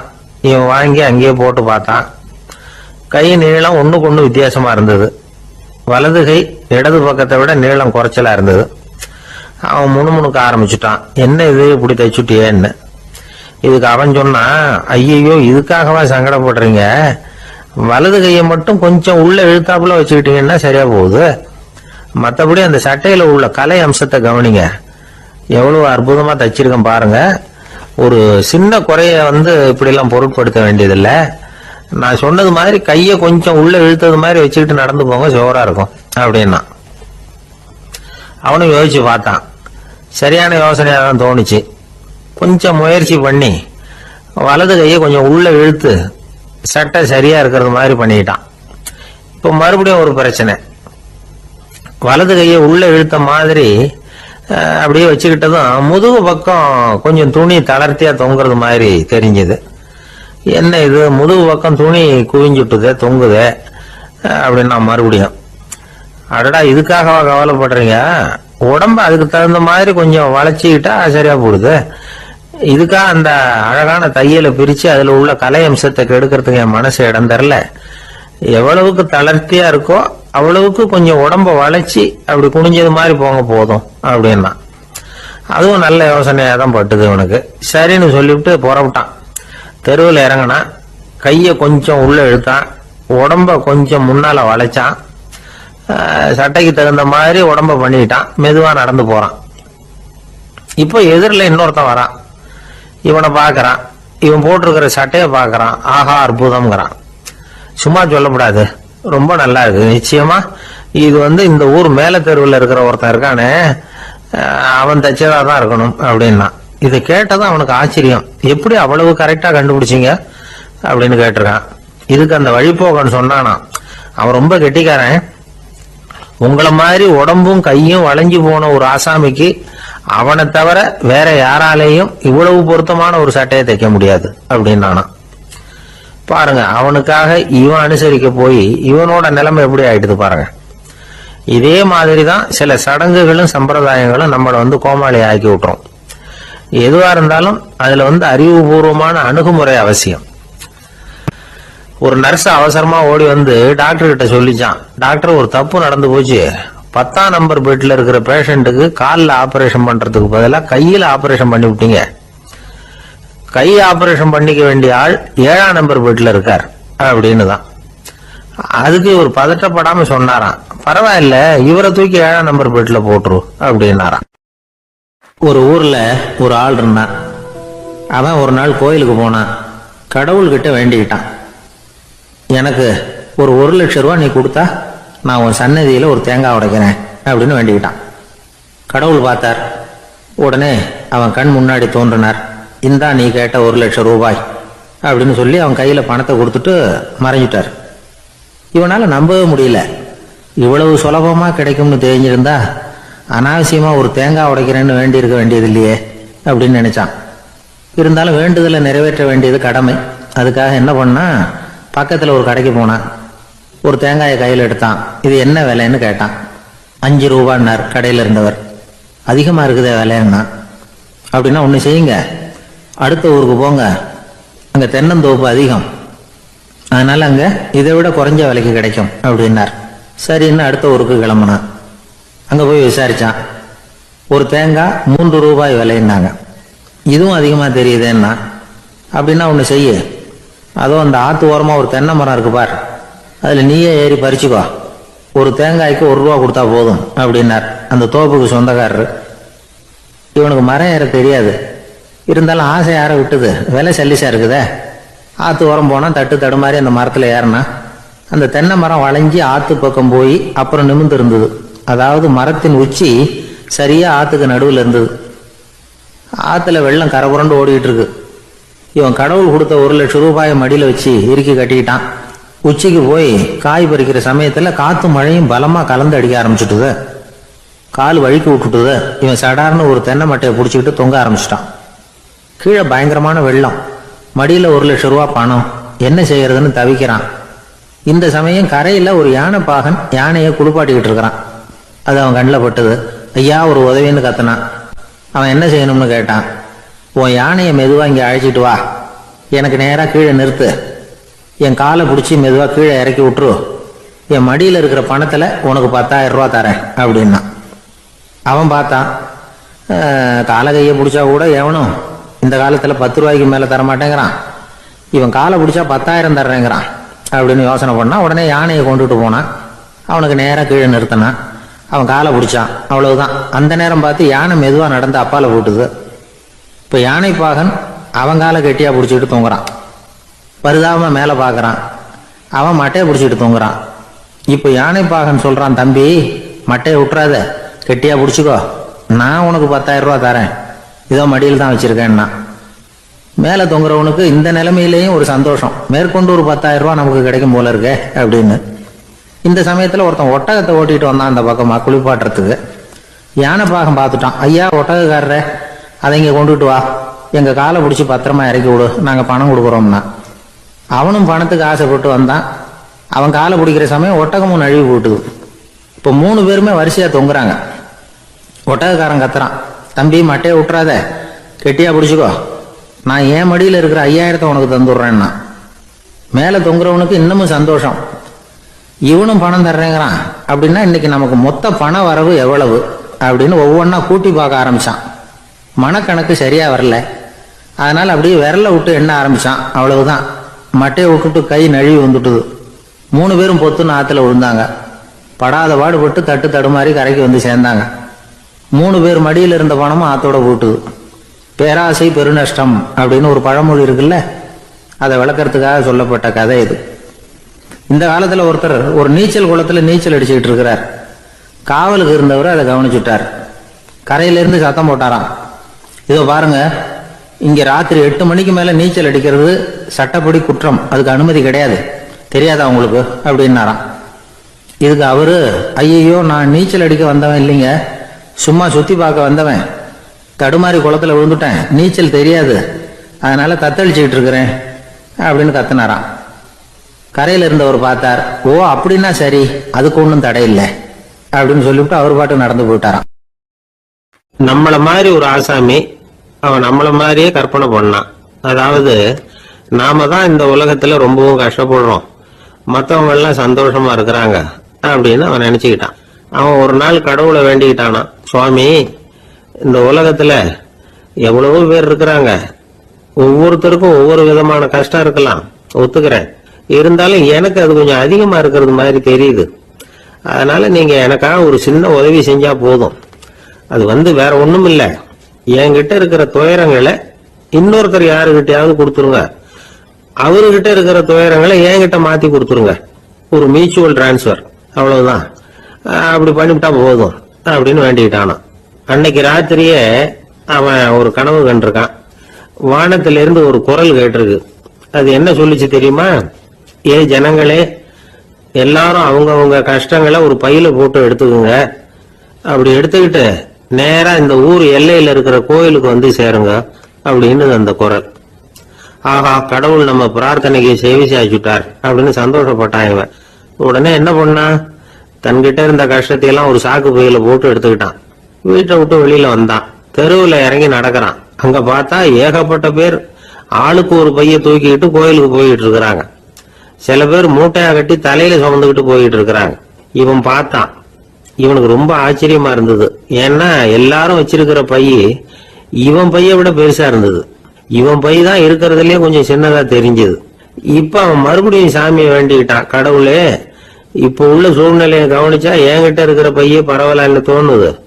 அதனால வேற பைய எதையும் மாத்த வேணாம், இதுவே பரவாயில்ல, இந்த பையோட திரும்பி வீட்டுக்கு போனா போதும்னு நினைக்கிறேன் அப்படின்னு ஏதோ நினைக்க ஆரம்பிச்சுட்டாங்க. எல்லாரும் கோயிலுக்கு போய் சேர்ந்தாங்க. கோயில்ல அந்த குரல் மறுபடியும் கேட்டது. எல்லாரும் அவங்கவுங்க பைகளை சோகத்துல தொங்க விடுங்க, திடீர்னு விளக்குகள் அணையும், மணி அடிக்கப்படும், அதுதான் அடையாளம். அந்த சமயத்துல இருட்டுல உங்களுக்கு வேண்டிய பைய நீங்க மாத்தி எடுத்துக்கலாம், தேர்ந்தெடுத்துக்கலாம். வெளிச்சம் இருக்கிறப்பவே உங்களுக்கு பிடிச்ச பைக்கு பக்கமா பார்த்து நீங்க நின்னுக்கலாம் அப்படின்னு சொல்லி விவரம் சொல்லிச்சான் அந்த குரல். அப்படி சொன்னதுக்கு அப்புறம் திடீர்னு விளக்கு அணைஞ்சுது, மணி அடிச்சுது. கொஞ்ச நேரம் கழிச்சு மறுபடியும் விளக்குகள்லாம் எரிஞ்சுது. இப்போ பார்த்தா எல்லாரும் அவங்கவுங்க பையே கெட்டியா பிடிச்சிட்டு நிக்கிறாங்க. இவனும் அப்படியே நிக்கிறான். இவன் மெதுவா பக்கத்துல நிக்கிறவங்க கிட்ட கேட்டானா, ஏன் நீங்க பைய கையிலேயே வச்சிருக்கிறீங்க, செவுத்துல மாட்டலையா அப்படின்னு கேட்டிருக்கான். இல்லப்பா, நீ ஏன் கையிலேயே வச்சிருக்கிறியோ அதே காரணத்துக்காக தான் நாங்களும் வச்சிருக்கிறோம். நம்ம கவலைகளை பத்தி நமக்கு ஓரளவுக்காவது தெரியும். ஆனா மத்தவங்க கவலைகள் நமக்கு பரிச்சயம் இல்லாதவை, பழக்கம் இல்லாதது. அதனால நமக்கு தெரிஞ்ச கவலைகளை சமாளிக்கிறது சுலபம். தெரியாததை சமாளிக்கணும்னா மறுபடியும் ஆரம்பத்தில இருந்து ஆரம்பிக்கணும். அதனால பழைய நண்பர்களோடு வாழறது தான் மேல் அப்படின்னு ஆனான். அதுக்கப்புறம் அவன் தன்னோட பையே போதும்னு வீட்டுக்கு திரும்பி வந்துட்டானான். இது ஒரு பெரியவர் சொல்லி இருக்கிற கதை. அதனால நம்ம கிட்ட இருக்கிற கஷ்டங்கள் தான் பெருசு, அதை இன்னொருத்தங்கிட்ட கொடுத்துட்டு மாத்திக்கலாம் அப்படின்னு நினைக்கிறது தப்பு. இதே மாதிரி இன்னொரு சம்பவம். ஒரு ஊர்ல ஒரு நாள் ராத்திரி ஆகாயத்தில இருந்து கடவுள் குரல் கேக்குது. இந்த ஊர்ல இருக்கிற ஜனங்கள்லாம் கொஞ்சம் கவனிங்க, உங்களுக்கு ஒரு செய்தி. அதாவது இங்க இருக்கிற ஜனங்கள்லயே கொஞ்சம் கூட கவலையே இல்லாத ஆள் யாருன்னு எனக்கு தெரியணும். அதனால எல்லாரும் அவங்க கவலைகளை ஒரு பையில போட்டு எடுத்துக்கிட்டு கோயிலுக்கு வாங்க அப்படின்னாரு கடவுள்.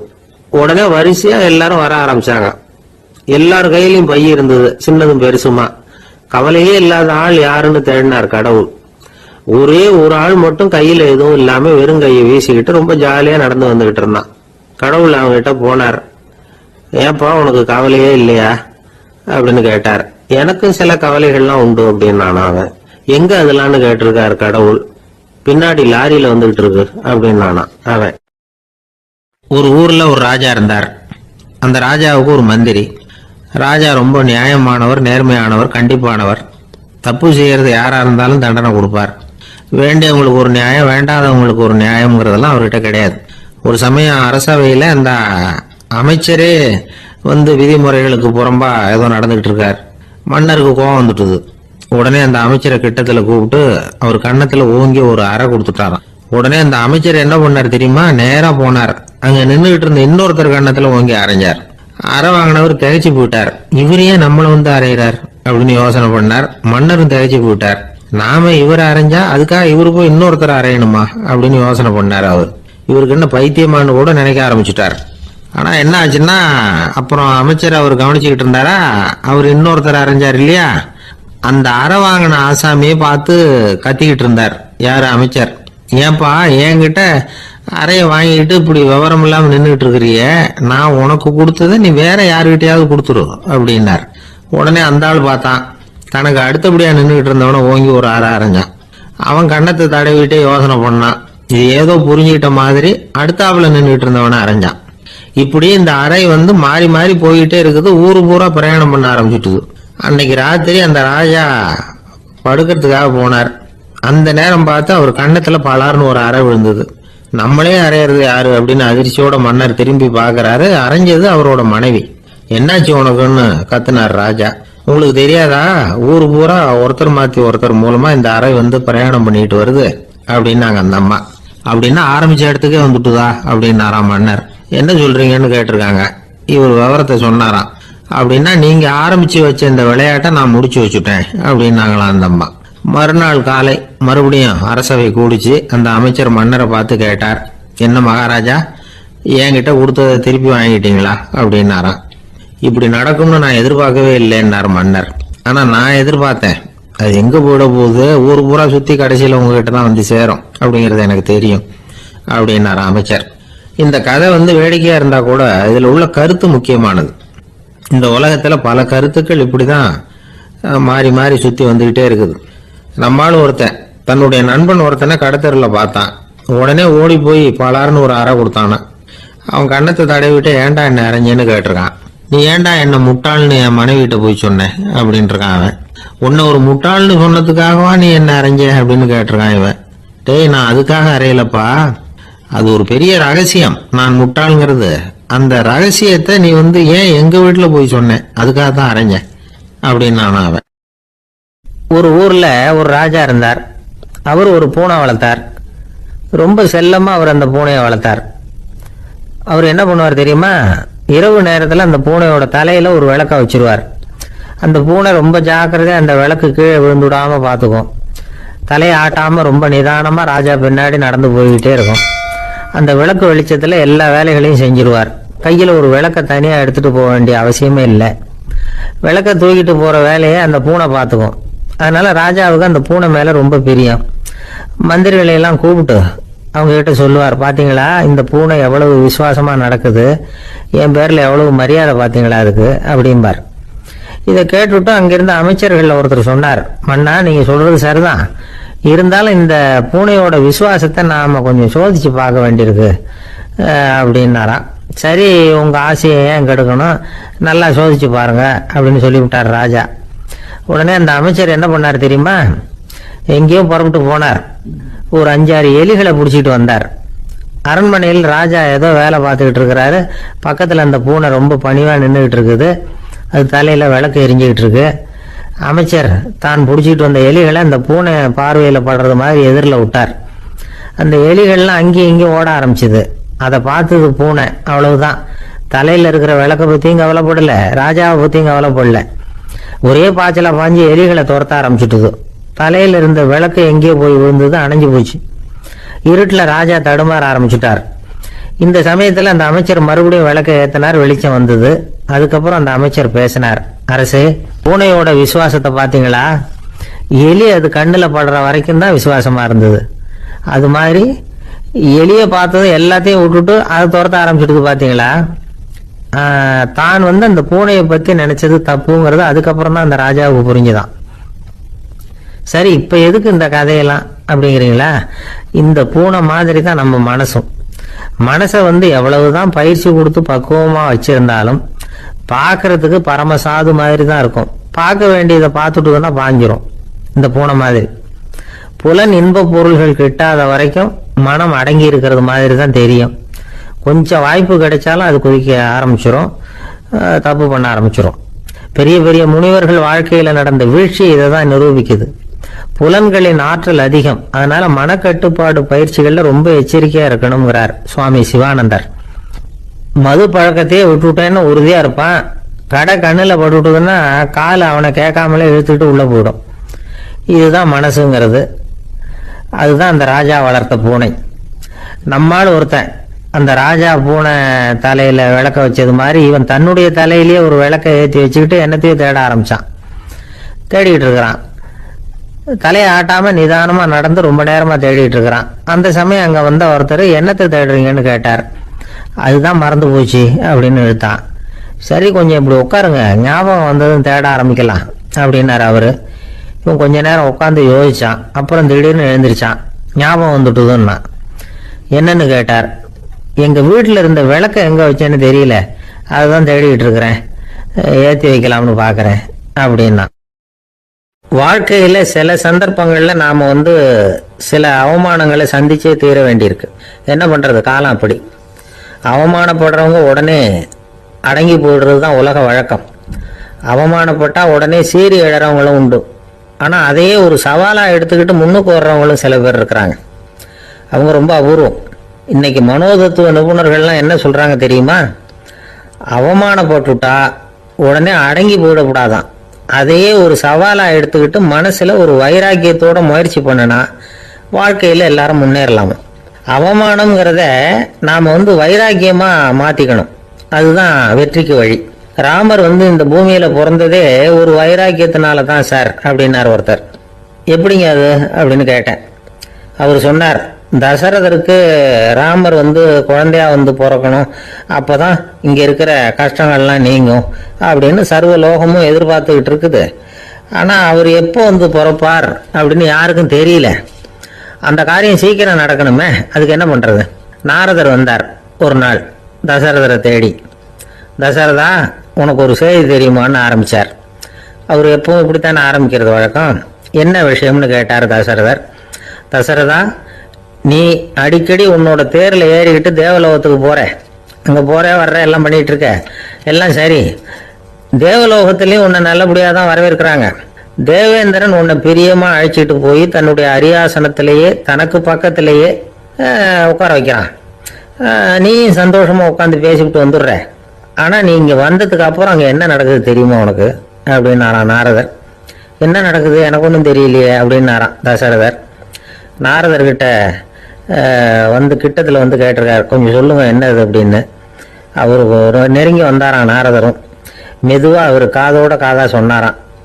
அதாவது நம்ம பாஷையில சொல்ல போனா பத்த வைக்கிறார். நீ அங்க தேவேந்திரன் கிட்ட உட்காந்து பேசிவிட்டு வந்த பிறகு நீ அங்க உட்கார்ந்து இருந்த அரியாசனத்தை தண்ணி ஊத்தி கழுவி சுத்தப்படுத்துறாங்க.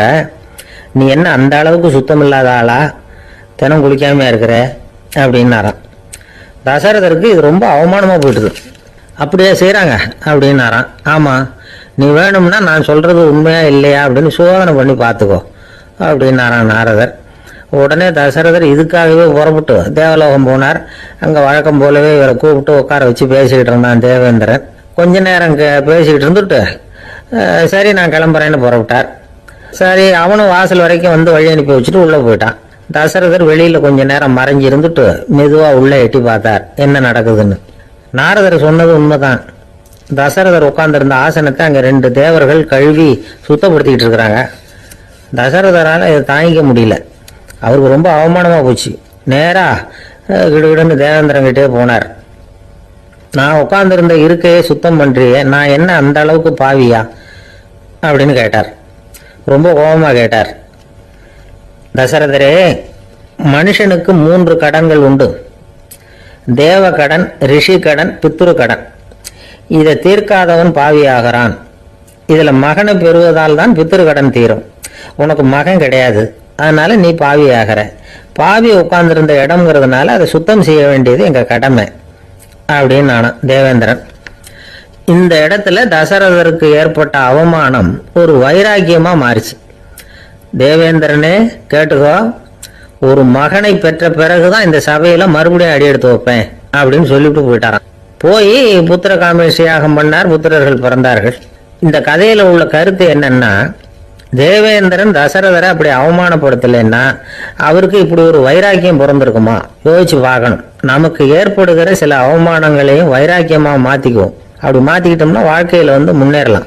நம்ம ஆளுங்க சில பேர் அவமானத்தை வைராக்கியமா மாத்திக்கிறது எப்படி தெரியுமா?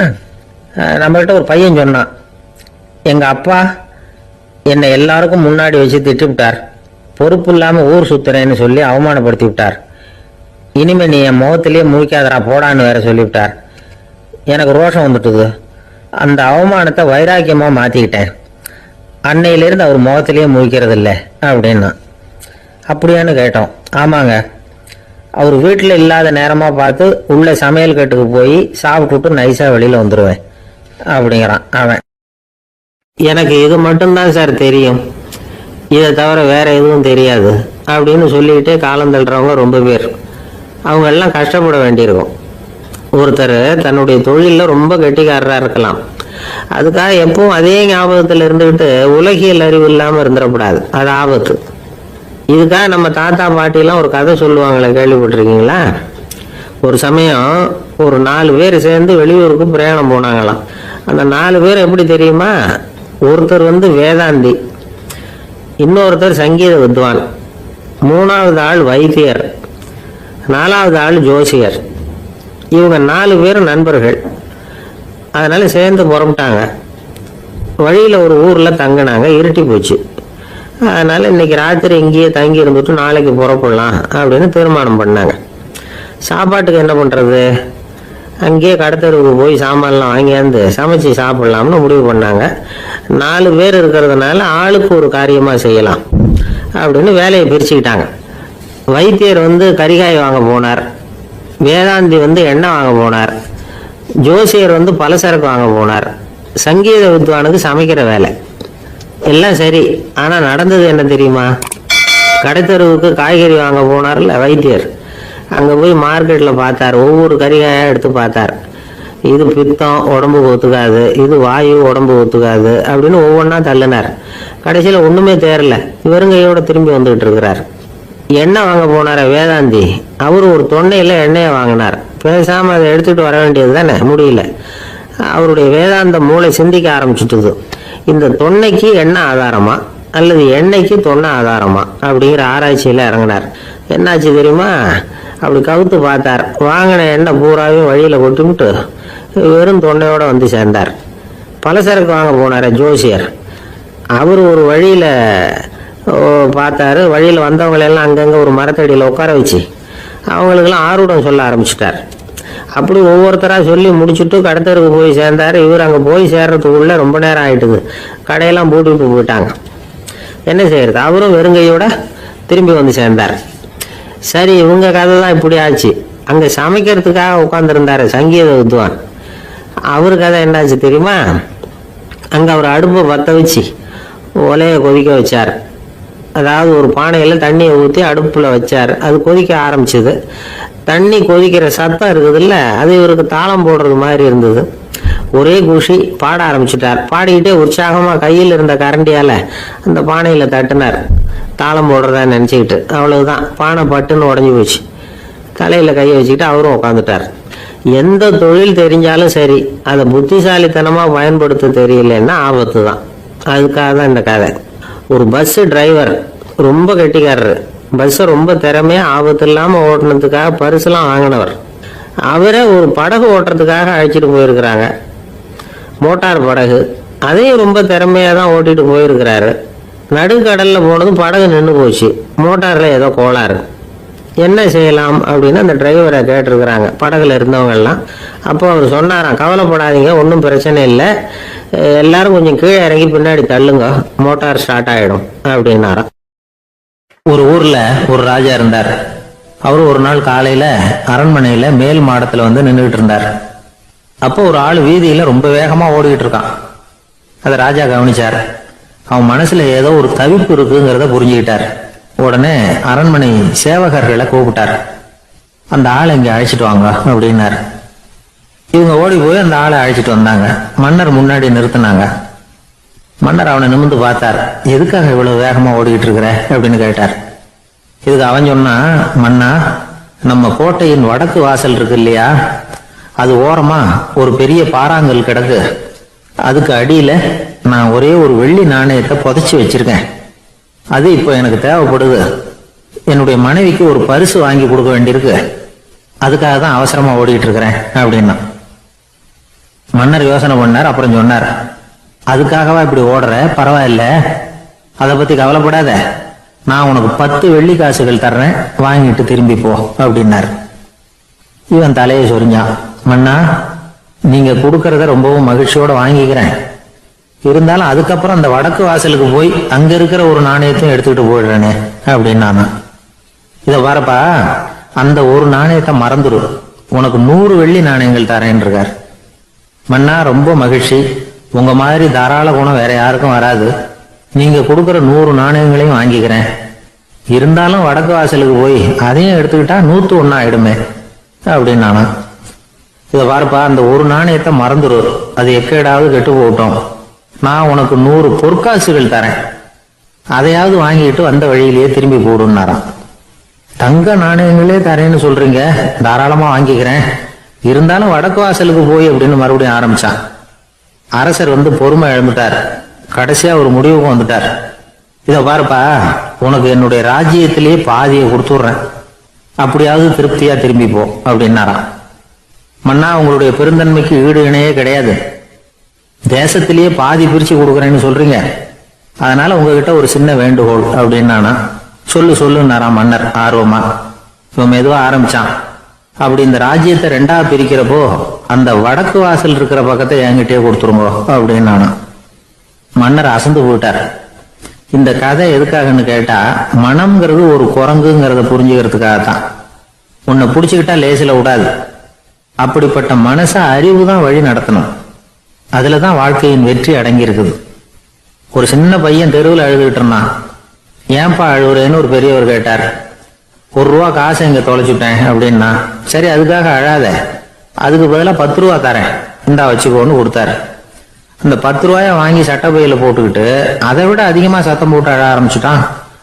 மறுபடியும் ஏன்டா அழறேன்னு கேட்டார் பெரியவர். அந்த ₹1 கிடைச்சிட்டுதுன்னா இப்ப என்கிட்ட 11 ரூபா இருக்குமே, இப்ப 10 ரூபா தானே இருக்கு அப்படின்னு சொல்லிவிட்டு அழறான். வெளிநாட்டுக்கு போகணும்னு ஆசை. ஆனா அவனுக்கு எந்த மொழியும் தெரியாது. இருந்தாலும் சமாளிச்சுக்கலாம்னு முடிவு பண்ணிட்டு கிளம்பிட்டான்.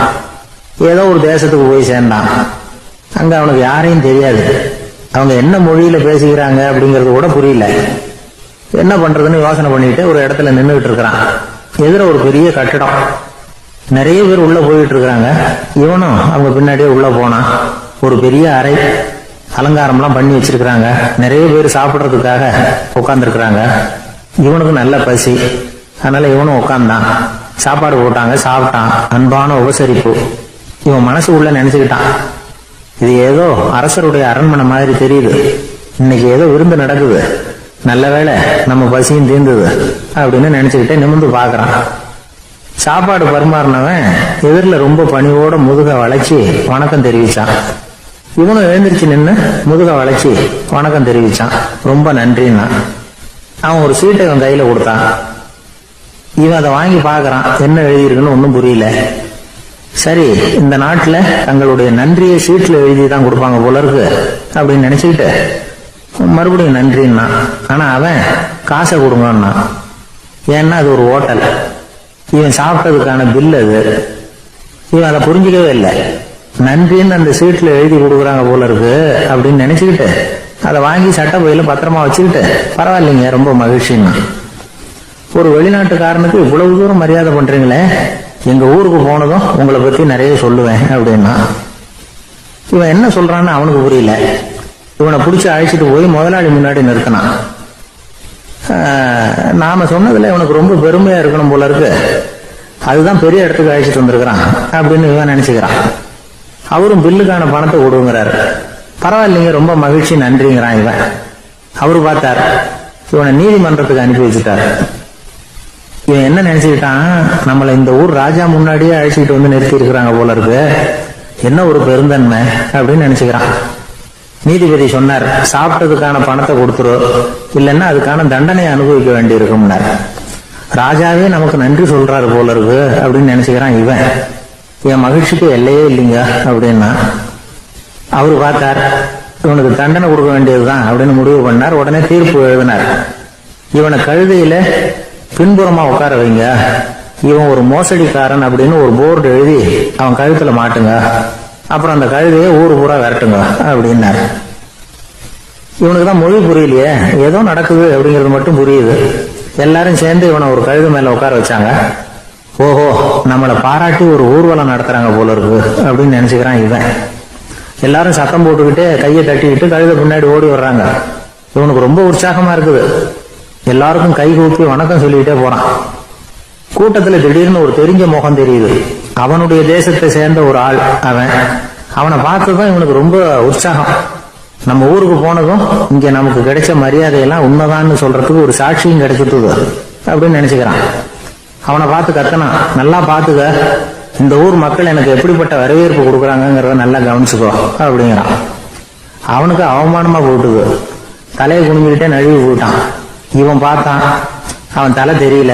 ஆகா, அவனுக்கு நம்ம மேல பொறாம போல இருக்கு, அதனாலதான் காணாம போயிட்டான் அப்படின்னு நினைச்சுக்கிறான். இப்படி ஒரு வேடிக்கை கதையை பெரியவங்க சொல்றது உண்டு. கதை வேடிக்கையா இருந்தாலும் இதுல உள்ள கருத்து என்ன தெரியுமா, அந்த கழுத மேல உட்கார்ந்துருக்கிறானே, அது மாதிரிதான் நாமளும் அகங்காரம்ங்கிற கழுத மேல உட்கார்ந்துட்டு இருக்கோமா. நாமளும் கிட்டத்தட்ட அதே மாதிரி பிரம்மையில தான் இருக்கிறோமா. என்ன நடக்குதுங்கிறதே புரியறது இல்லை. அகங்காரத்துல பேசுறவனுக்கும் சித்த சுவாதீனம் இல்லாம பேசுறவனுக்கும் அதிக வித்தியாசம் இருக்கிறது இல்லை. அது மாதிரி ஒருத்தன் தன்னுடைய வீட்டை சுத்தி சேற்ற வாரி அரைச்சிக்கிட்டு இருந்தானா. அந்த வழியா வந்த ஒரு பெரியவர் அதை பார்த்திருக்கார். என்னப்பா பண்ணிட்டு இருக்கிற அப்படின்னு கேட்டாராம். கழுதைகளை விரட்டிக்கிட்டு இருக்கிறேன் அப்படின்னானா. இங்க கழுதைகளே காணுமே அப்படின்னாராம் அவரு. அதுதான் ஏற்கனவே விரட்டி விட்டனே அப்படின்னானா இவன். சங்கீத வித்வான்கள்ல பல வகை உண்டு. சில குறிப்பிட்ட ராகங்களை பாடுறதுல அவங்களுக்கு பெருமை வர்றது உண்டு. ஆனா ஒருத்தர் இருந்தார், அவரால் ஒரு ராகத்துக்கே பெருமை வந்தது. அந்த ராகத்தை அவர் வாசிச்சு கேட்கணும் அப்படின்னு சொல்லுவாங்க. அது என்ன ராகம்னா தோடி ராகம். சரி, அந்த வித்வான் யாருன்னா அவர் தான் திருவாவடுதுறை ராஜரத்னம் பிள்ளை. பேராசிரியர் கல்கி ஒரு சமயம் தம்முடைய பத்திரிகையில எழுதினாராம். அதை அப்படியே படிக்கிறேன் கேளுங்களேன். ஆஹா, ஸ்ரீ ராஜரத்னம் பிள்ளையின் தோடி ஆலாபனையை முதலில் கேட்டபோது அவருடைய கற்பனையை விட்டு தள்ளுங்கள். நம்முடைய மனதில் என்னென்ன இன்பமயமான கற்பனைகள் எல்லாம் உதித்தன.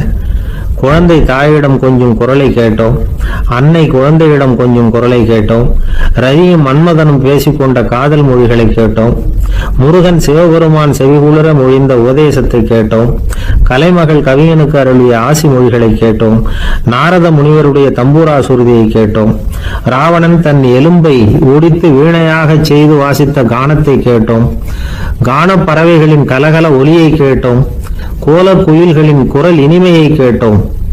இப்படிலாம் பேராசிரியர் கல்கி விமர்சனம் எழுதியிருக்கிறார்.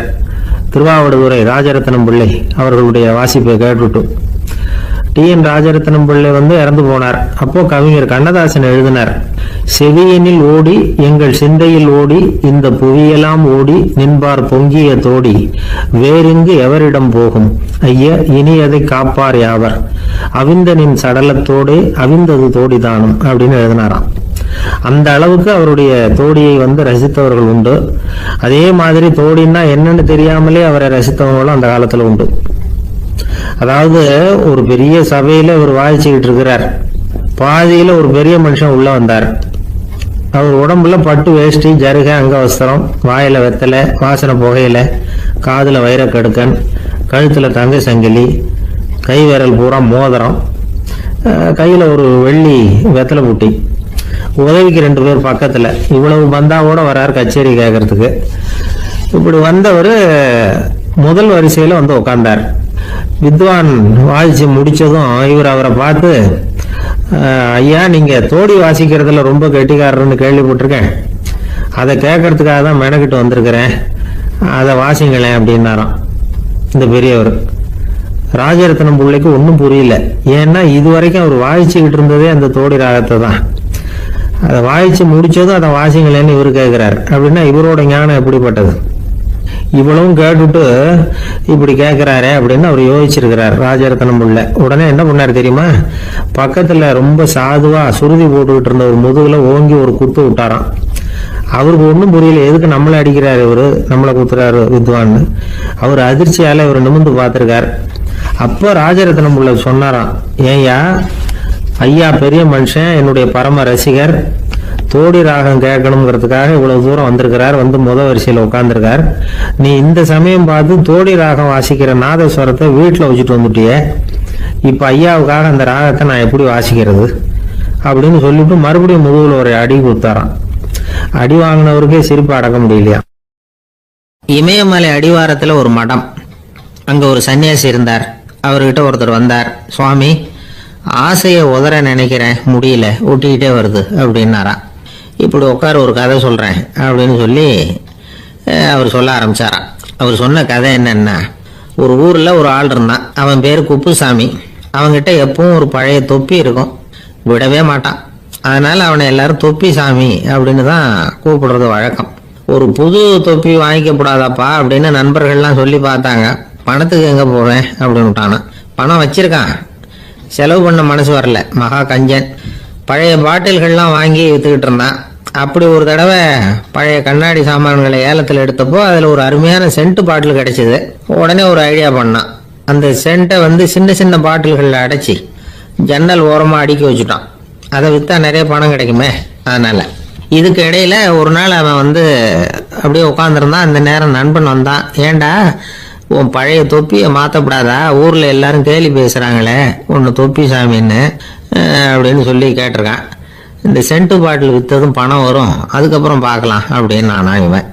சரி வா நீச்சல் குளத்துக்கு போயிட்டு வருவோம் அப்படின்னு கூப்பிட்டுருக்கான் நண்பன். 2 பேரும் போனாங்க.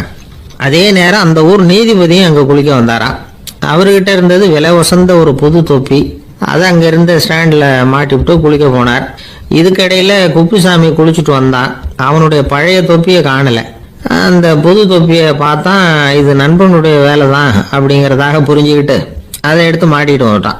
நீதிபதி குளிச்சுட்டு வந்து பார்க்குறாரு, தொப்பியை காணும். போலீஸில் புகார் கொடுத்தார். அவங்க வந்து தேடினாங்க. ஒரு மூலையில் பழைய தொப்பி கிடைச்சது. அடடா இது நம்ம குப்புசாமியோட தொப்பி இல்லையா அப்படின்னு நானா ஒருத்தன். உடனே அவன் வீட்டுக்கு தேடிட்டு போயிருக்காங்க. அங்கே போய் பார்த்தா புது தொப்பி அங்கே இருக்குது. உடனே அவனுக்கு 1000 ரூபாய் அபராதம் போட்டாங்களாம்.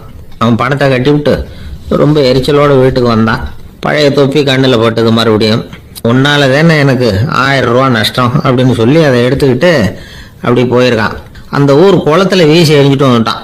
அது மீன் பிடிக்கிற ஒருத்தன் கையில் சிக்கிச்சு. அவன் வர்ற வழியில் அதை எடுத்து வேகமாக வீசி எறிஞ்சான். அது நேராக குப்புசாமி வீட்டு ஜன்னல் வழியாக உள்ளே வந்து இந்த சென்ட்டு பாட்டில்கள் மேலே விழுந்து எல்லாம் உடஞ்சி நொறுங்கி போச்சு. குப்புசாமி பார்த்தான். தோட்டத்தில் ஆழமாக ஒரு குழியை வெட்டினான். அந்த தொப்பியை போட்டான், மூடிவிட்டான். இதை அடுத்த வீட்டுக்காரன் பார்த்தான். ஏதோ புதையல் தான் வச்சிருக்கான் போல இருக்குன்னு நினச்சான். போலீஸில் போய் புகார் கொடுத்துட்டான். மறுபடியும் போலீஸ் குழியை தோண்டினாங்க. பழைய தொப்பி மறுபடியும் வெளியில் வந்தது. எல்லாரும் சிரிக்கிறாங்க. அன்னைக்கு ராத்திரியே அந்த தொப்பியை எடுத்துக்கிட்டு நேராக புறப்பட்டான். ஒரு கல்லில் அதை சேர்த்து கட்டி குடிநீர் தொட்டி இருக்கும்ல அதில் போட்டுட்டு வந்துட்டான். இனிமேல் என்ன பண்ணும் பார்ப்போம்னு. ஒரு நாள் திடீர்னு குழாயெல்லாம் அடைப்பட்டு போச்சு. மாநகராட்சி அலுவலர்கள் வந்து என்னன்னு பார்த்தா அந்த பழைய தொப்பி குழாயை அடைச்சிக்கிட்டு இருக்குது. இது குப்புசாமியோட தொப்பிங்கிறது தான் எல்லாருக்கும் தெரியுமே. உடனே குடிநீரை வந்து பாழாக்கணத்துக்காக குப்புசாமிக்கு கோர்ட்டு 2500 ரூபாய் அபராதம் போட்டுவிட்டுது. அதையும் கட்டிவிட்டு வெளில வந்தான். கடைசியாக முடிவு பண்ணான். ஒரு நெருப்பு குச்சியை கிழிச்சான். தொப்பியை கொளுத்தினான். எரிஞ்சது. எடுத்து வெளில எரிஞ்சான். கொஞ்ச நேரத்தில் தீ அணைப்பு படம் வந்துட்டுது. ஆமாம், இவன் எடுத்து எரிஞ்சது வெளியில் விழுந்து வீட்டு ஊரே பற்றிக்கிட்டு எரிய ஆரம்பிச்சுட்டுது. அவனோட பணத்தாசையும் அதோட சேர்ந்து எரிஞ்சு போச்சான். இப்படி ஒரு கதை. இந்த கதையை சொல்லி முடிச்சார் அந்த இமயமலை அடிவாரத்தில் இருந்த சன்னியாசி. இப்போ அந்த குப்புசாமி எங்கே இருக்கிறான்னு கேட்டார் எதிரில் இருந்தவர். இதோ உன் எதிரிலே இருக்கிறான், நான் தான் அந்த குப்புசாமி அப்படின்னாரான் அந்த சன்னியாசி. அந்த குப்புசாமி கிட்ட இருந்தது மாதிரி ஒரு பழைய தொப்பி நம்ம ஒவ்வொருத்தர்கிட்டையும் உண்டு. அதை எப்படி தொலைக்கிறதுன்னு தெரியாம தடுமாறிக்கிட்டு இருக்கிறோம். அது என்ன தொப்பிங்கிறீங்களா? அதுதான் நம்மை சூழ்ந்திருக்கிற மாயை அப்படிங்கிறார் சுவாமி சின்மயானந்தர். மெய்ஞானம் கிடைக்கிறப்போ மாயை வந்து எரிஞ்சு போகும் அப்படிங்கிறது அவருடைய கருத்து. நம்மால் ஒருத்தர் வேகமா ஓடி வந்தார். காலில் மாட்டியிருந்த பழைய செருப்பு 2 ஆவேசமா தூக்கி ஒரு கிணத்துல போட்டுட்டு வெறுங்காலோட நடந்து வந்துகிட்டு இருக்கிறார். ஏன் அப்படி பண்ணீங்க அப்படின்னு கேட்டோம். அந்த செருப்புக்கு சொந்தக்காரன் வந்து பின்னாடி வந்துகிட்டு இருக்கிறான், அதனால அப்படி பண்ணேன் அப்படிங்கிறார் இவர். ஒரு கடைக்கு போனேன். 5 ரூபா பணத்தை எடுத்து கொடுத்தேன். ஒரு தினசரி பத்திரிகையை கேட்டேன். அவரு உடனே அங்கே அடுக்கி வச்சிருந்த பத்திரிகையில் ஒன்று எடுத்து என் கையில் கொடுத்தார். வாங்கிக்கிட்டேன். மீதி பணத்தை எடுத்தார். அதையும் என் கையில் கொடுக்கணும்ல, கொடுக்கல. எதிரில் இருந்த பலகையில் வச்சு எடுத்துக்க சொன்னார். எப்பவும் அவர் அப்படிதான் பண்ணுவார். நானும் எடுத்துக்கிட்டு வந்துடுவேன். இவர் ஏன் இப்படி பண்ணுறாருங்கிறது எனக்கு ரொம்ப நாளாக ஒரு சந்தேகம். ஒரு நாள் அவர்கிட்டயே இதை கேட்டுவிட்டேன். ஏங்க, நீங்கள் உங்கள் கடைக்கு வந்து பொருள்கள் வாங்குறவங்களுக்கு நீங்கள் பாக்கி சில்லறையை கொடுக்குறப்போ பலகையில் வச்சு விட்றீங்க, கையில் கொடுக்க மாட்டேங்கிறீங்களே, ஏன் அப்படின்னு கேட்டேன். காசை கையில் கொடுத்தா நம்மக்கிட்ட இருக்கிற லட்சுமி போயிடுவா சார் அப்படின்னார். அதாவது பணம் செலவாயிடும் அப்படின்னு அர்த்தமா. இன்னொரு நண்பர், அவர் ஒரு நாள் வழக்கத்துக்கு மாறா ரொம்ப சோகமாக உட்காந்துருக்கிறார். ஏங்க என்னாச்சு, ஏன் இப்படி கப்பலே கவிழ்ந்தது மாதிரி உட்காந்துருக்குறீங்க அப்படின்னு கேட்டேன். கப்பலே கவிழ்ந்திருந்தா கூட நான் இப்படி கவலைப்பட மாட்டேன் சார், வேற ஒன்று நடந்து போச்சுன்னார். என்னன்னு கேட்டேன். என் உச்சந்தலையில் பல்லி ஒன்று விழுந்துட்டுதுன்னார். அதுக்காகவா இப்படி அப்படின்னு ஆச்சரியப்பட்டேன். ஆமாங்க, பல்லி உச்சந்தலையில் விழுந்தா பலன் என்னன்னு பஞ்சாங்கத்தில் பார்த்தேன், மரணம்னு போட்டிருக்கு அப்படின்னு சொல்லிவிட்டு அவர் தொடர்ந்து கவலைப்பட ஆரம்பிச்சிட்டார். இப்படியும் ஒருத்தர், என் கூட வேலை பார்க்குற ஒருத்தர் எப்படி தெரியுமா, தினமும் வலது காலை வச்சு தான் ஆஃபீஸுக்கு உள்ள நுழைவார். என்னைக்காவது தவறுதலாக இடது காலை வச்சு உள்ளே வந்துட்டாருன்னா அன்னைக்கு பூரா மனசு சங்கடப்படுவார். எந்த வேலையும் சரியாக ஓடாது. கேரம் போர்டு ஆடுற ஒருத்தர் எப்போ ஆட உட்காந்தாலும் ஸ்ட்ரைக்கரை கை தவறி கீழே விழுற மாதிரி பண்ணி அதுக்கப்புறம் அதை எடுத்துக்கிட்டு ஆட உட்காருவார். ஏன்னா எப்போ ஒரு தடவை நிஜமாவே அது கை தவறி கீழே விழுந்திருக்குது. அன்னைக்கு பிரமாதமாக ஜெயிச்சுட்டார். உடனே ஒரு முடிவுக்கு வந்துட்டார், கை தவறுனா லாபம் அப்படின்னு. அதுக்கப்புறம் அதையே பழக்கமாக்கிக்கிட்டார். பூனை குறுக்க போனா சகனம் சரியில்லைன்னு நினைக்கிறவங்க உண்டு. ஆனா ஒருத்தர் எப்படி தெரியுமா, அவர் வெளியில கிளம்புற சமயம் பக்கத்து வீட்டு ரேடியோவில் மியாவ் மியாவ் பூனை குட்டின்னு பாட்டு சத்தம் கேட்டா கூட போதும், சகனம் சரியில்லைன்னு பிரயாணத்தை கேன்சல் பண்ணி விடுவார். இப்ப இவ்வளவு எதுக்கு சொல்றோம்னா, அளவுக்கு மீறின சகுன நம்பிக்கைகள் இருக்கு பாருங்க, இதோட பயமும் சேர்ந்துகிட்டதுன்னு வச்சுக்கோங்க, இது ஒருத்தருடைய மனநிலையை பாதிச்சிடும். இது உளவியல் நிபுணர்கள் சொல்ற கருத்து. வாழ்க்கையே தடுமாற வச்சிரும். பாதுகாப்பு இல்லாத உணர்வு, ஒரு விதமான டிப்ரெஷன் மனநிலை, இதெல்லாம் தான் இதுக்கு காரணமா அமையலாம். சில பேர் காய்கறி நறுக்க கத்திய கையில் எடுத்தா கூட நேரம் சரியா இருக்கா அப்படின்னு பார்த்துட்டு தான் வேலையை ஆரம்பிக்கிறது வழக்கம். அறிவு தான் மனசுக்கு வாத்தியாரா இருக்கணும், அப்பதான் வாழ்க்கை நிம்மதியா இருக்கும். அறிவு மனசு சொல்றபடியெல்லாம் கேட்க ஆரம்பிச்சுட்டுதுன்னா இடைஞ்சல் தான். ஒருத்தருக்கு 7ஆம் நம்பர் தான் ராசியான நம்பரா, 7ஆம் தேதி தான் எந்த காரியத்தையும் ஆரம்பிப்பாராம். 7 எழுத்து வர்றது மாதிரி பேரை மாற்றி வச்சுக்கிட்டார். 7 மணிக்கு தான் தினமும் எழுந்திருப்பார். 7ஆம் நம்பர் வீட்டில் தான் குடியிருக்கார். கல்யாணம் கூட 7ஆம் தேதி தான் பண்ணிக்கிட்டார். அவர் ஒரு நாள் குதிரை பந்தயத்துக்கு போனாராம். குதிரையோட பேரையெல்லாம் பார்த்தார். ஒரு குதிரையோட பேர் 7 எழுத்துல அமைஞ்சிருந்தது. 7 தானே இவருக்கு அதிர்ஷ்ட நம்பர். அதனால உடனே அது பேர்ல பணத்தை கட்டினார். பந்தயம் நடந்தது. என்ன சார் ஆச்சுன்னு கேட்டாங்க. நான் பணம் கட்டின அந்த என்னோட குதிரை 7ஆவதா சேர்ந்தது சார் அப்படின்னாராம் சோகமா. இந்த உலகத்துல நாம நல்லபடியா இருக்கணும்னா அதுக்கு முக்கியமா தேவைப்படுறது 2. ஒன்று செல்வம், இன்னொன்று அறிவு. சரி, இது 2ல சிறந்தது எது அப்படின்னு ஒரு கேள்வி கேட்டா என்ன பதில் சொல்றது? இதே கேள்விய ஹஸ்ரத் அலி அவர்கள்கிட்ட கேட்டாங்களாம். அவர் ஒரு பெரிய அறிஞர். கேள்வி கேட்டவங்களும் சாதாரண ஆட்கள் இல்லை, இவங்களும் அறிஞர்கள். ஒரு நாள் ஹஸ்ரத் அலி அவர்கள்கிட்ட 10 அறிஞர்கள் வந்தாங்களாம். ஐயா, நாங்க 10 பேரும் உங்ககிட்ட ஒரே கேள்வி தான் கேட்க வந்திருக்கிறோம், ஆனா எங்க 10 பேருக்கும் நீங்க தனித்தனியா பதில் சொல்ல முடியுமா அப்படின்னு கேட்டிருக்காங்க. அதாவது அவங்க ஒரே கேள்விக்கு இவர்கிட்ட இருந்து 10 விதமான பதில் எதிர்பார்க்கறாங்க. சரி கேளுங்க, என்ன கேள்வி அப்படின்னாரு அவர். அப்பதான் அவங்க கேட்டாங்களாம், செல்வம் அறிவு இது 2ல சிறந்தது எது?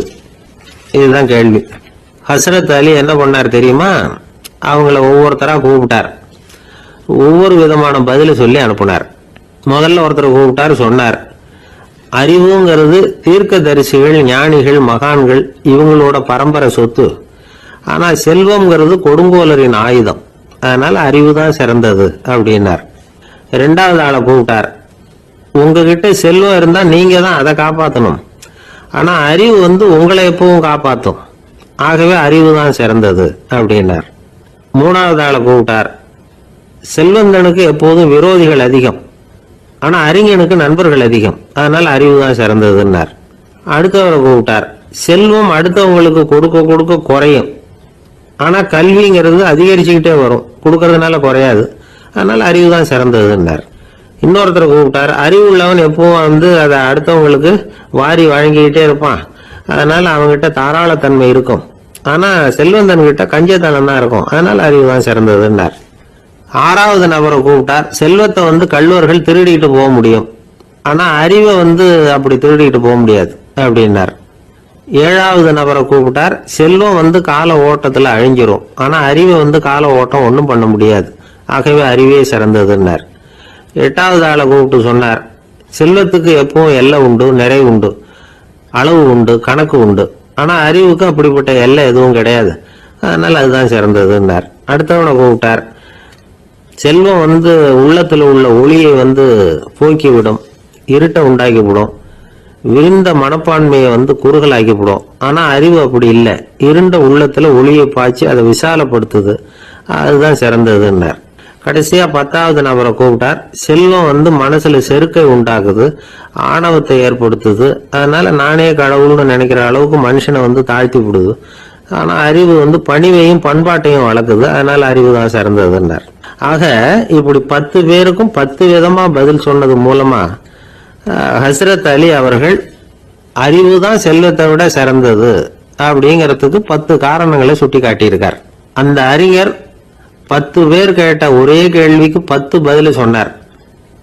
நமக்கு வேண்டிய ஒருத்தர் 10 பேர் கேட்ட கேள்விக்கு ஒரே பதில் சொல்லி சமாளிச்சார். கேள்வி என்ன தெரியுமா? என்கிட்ட வாங்கின கடனை எப்பயா திருப்பி கொடுக்க போற? இதுதான் அந்த 10 பேரும் கேட்ட ஒரே கேள்வி. இந்த மாசம் 26ஆம் தேதி தந்துடுறேன் அப்படிங்கிற ஒரே பதில் சொல்லி அவ்வளவு பேரையும் இவர் அனுப்பி வச்சுட்டாராம். எல்லாரும் போனதுக்கு அப்புறம் இவரை தனியா கூப்பிட்டு கேட்டிருக்கிறாங்க. அது என்ன சார் கணக்கு 26ஆம் தேதி, அன்னைக்கு என்ன அதிசயம் நடக்க போகுது அப்படின்னு கேட்டிருக்காங்க. அதிசயம் அன்னைக்கு இல்ல, அதுக்கு முத நாளே நடக்க போகுதுன்னாராம். விவரமா சொல்லுங்கன்னு இருக்காங்க. வேற ஒண்ணும் இல்லைங்க, 26ஆம் தேதி தானே எல்லாரையும் வர சொல்லி இருக்கிறேன், அதுக்கு முத நாளே நான் புறப்பட்டு தலைமறைவாயிட போறேன் அப்படின்னாராம். ரொம்ப பெருமையா. ஒரு இலக்கிய கூட்டம் ஏற்பாடு பண்ணிருக்கிறோம், நீங்க அவசியம் வந்து அதுல பேசணும் அப்படின்னு கேட்டுக்கிட்டார் ஒருத்தர். வேணாங்க, 4 பேருக்கு முன்னாடி வந்து நிக்கிறதுன்னா எனக்கு ரொம்ப கூச்சமா இருக்கும் அப்படின்னாரு இவரு. ஏன் சார் இன்னமும் குழந்தை மாதிரி கூச்சப்படுறீங்களே அப்படின்னாரு அவர் ஒரு மாதிரியா சமாளிச்சு அனுப்பி வச்சுட்டு அதுக்கப்புறம் அதை பத்தி இவர் யோசிச்சு பார்த்திருக்கார். சில நிபுணர்கள் எழுதியிருக்கிறத படிச்சும் பார்த்திருக்கிறார். மனோதத்துவ நிபுணர்கள் என்ன சொல்றாங்க தெரியுமா? 10லிருந்து 20% குழந்தைகள் பிறக்கிறப்பவே கூச்ச சுபாவம் கொண்டதா தான் இருக்குதான். ஒரு தாத்தா தன்னோட பேர பிள்ளைய ஆசையா கூப்பிடுறாரு விளையாட்டு காட்ட, அதை அழுதுகிட்டு ஓடி போகுது. ஒரு அம்மா தன்னோட பிள்ளைய பள்ளிக்கூடத்துல சேர்க்கறதுக்காக கூப்பிட்டுக்கிட்டு போறாங்க. அந்த புள்ள அம்மாவோட முந்தானையில ஒளிஞ்சுக்கிட்டு வெளில வரமாட்டேங்குது. இவங்களெல்லாம் எப்படி சமாளிக்கிறது? குழந்தைகளோட கூச்ச சுபாவத்தை போக்குறது எப்படி? இதுக்கு நிபுணர்கள் சில யோசனைகளை சொல்லியிருக்கிறாங்க.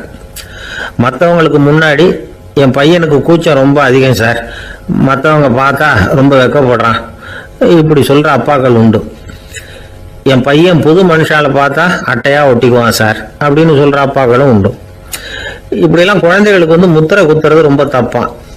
புதுசா யாராவது வீட்டுக்கு வந்தா குழந்தை தானா தன்னோட கூச்சத்தையும் பயத்தையும் போக்கிக்கிட்டு சகஜமா மாறி வர்றதுக்கு வாய்ப்பு கொடுக்கணுமா.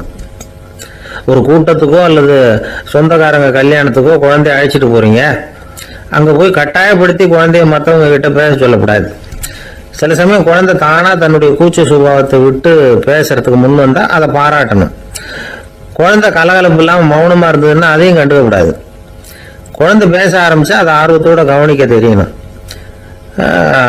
கலந்து உரையாடுற பழக்கத்தை வீட்லயே ஆரம்பிக்கலாம். கேட்டதுக்கு பதில் சொல் அப்படின்னு நீங்க அதிகாரம் பண்ணிட்டு இருக்க கூடாது. அது வந்து குழந்தைக்கு பேசுற சந்தர்ப்பத்தை குறைச்சிருமா. இப்ப நாம அதிகாரம் பண்ணா கேலி செய்யற பழக்கம் குழந்தைகளை வந்து ரொம்ப பாதிச்சிருமா. பெரியவங்களானதுக்கு அப்புறமும் சில பேர் கூச்சத்தோடவும் பயத்தோடவும் இருக்கிறதுக்கு இதுதான் காரணம். சின்ன வயசுல அவங்க எல்லாம் ஏதாவது கேலிக்கு ஆளாகி இருப்பாங்க. 2வது குழந்தை மூத்த குழந்தைய வந்து கேலிக்கு ஆளாகிற சந்தர்ப்பங்களை கண்டு கேலி பண்ணினா அது இளம் நெஞ்சங்களை விட்டு நீங்கிறதே இல்லையா. எப்பவும் குழந்தையோட நடை உடை பாவனைகளை பத்தி சொல்லிக்கிட்டே இருக்கக்கூடாதான். அதுவே கூச்ச சுபாவத்தை கொண்டுட்டு வந்துருமா. அப்பா எங்கன்னு யாராவது கேட்டா இது மாதிரி இன்ன காரியத்துக்காக வெளியில போயிருக்கார், இத்தனை மணிக்கு திரும்பி வருவார் அப்படின்னு சொல்ற அளவுக்கு குழந்தைகளை வந்து பழக்கப்படுத்தி வைக்கணும். போன்லயே யாராவது விசாரிச்சா கூட இது மாதிரி பதில் சொல்லு அப்படின்னு சொல்லணும். சின்ன சின்ன மீட்டிங்ல 4 வார்த்தை பேச தயார் பண்ணலாம். ஒரு கடையிலயோ அல்லது ஹோட்டல்லையோ ஏதாவது விவரம் கேட்கணும்னா உங்க குழந்தைய தைரியமா அனுப்புங்க. குழந்தைகள் பணிவாகவும் பொறுமையாகவும் விவரம் கேட்கிறப்போ கூச்ச சுபாவம் தானா போயிடும். சின்ன வயசுலயே இப்படி எல்லாம் பழக்கப்படுத்தினாதான் வருங்காலத்துல தைரியமா இந்த சமுதாயத்துல வாழ முடியும். இல்லைன்னா 60 வயசுலயும் அடுப்பங்கரையை விட்டு வெளில வர்றதுக்கு கூச்சப்பட்டுக்கிட்டு தான் இருக்க வேண்டியிருக்கும். இந்த காலத்து பிள்ளைங்க எவ்வளவோ பரவாயில்ல, எதுக்கும் தயங்குறது இல்லை, கூச்சப்படுறது இல்லை. ஒரு அம்மா அடுப்பங்கரையிலேருந்து சத்தம் போட்டாங்க, டேய் ராமு, தயவு பண்ணி அந்த டிவியை நிறுத்துறா, அந்த பெண்ணோட குரல் மகா மோசம், அடுப்பங்கரையில் இருக்கிற என்னாலேயே அதை சகிச்சுக்க முடியல அப்படின்னாங்களாம். உடனே பையன் கொஞ்சம் கூட தயங்காம பதில் சொல்றான், அம்மா இந்த குரல் டிவியில இருந்து வரல, எழுத்த விட்டு மாமி தான் இங்க வந்திருக்கிறாங்க, அவங்க தான் இப்ப என்னோட பேசிட்டு இருக்கிறாங்க அப்படின்னு. வங்க நாவலாசிரியர் சரத் சந்திரர் ஒரு நண்பர் அவர்கிட்ட வந்தார். வழக்கமா எல்லா எழுத்தாளர்கள்கிட்டையும் கேட்கிற ஒரு கேள்வியை கேட்டார். நீங்க எழுத்துத்துறைக்கு வந்தது எப்படி? இதுதான் கேள்வி. அதை தெரிஞ்சு என்ன பிரயோஜனம்னார் சரத் சந்திரர். சும்மா சொல்லுங்களேன், தெரிஞ்சுக்கிறேன் அப்படின்னார் வந்தவர். சரி சொல்றேன்னு ஆரம்பிச்சார். நான் ரங்கூன்ல வேலை பார்த்துக்கிட்டு இருந்தேன். சம்பளம் பத்தல. வேலையும் பார்த்துக்கிட்டு ஒரு பலசரக்கு கடை வைக்கலாம்னு நினைச்சேன். என்னால் மளிகை கடை வச்சு சரியாக நடத்த முடியுமாங்கிற சந்தேகம் என் மனைவிக்கு.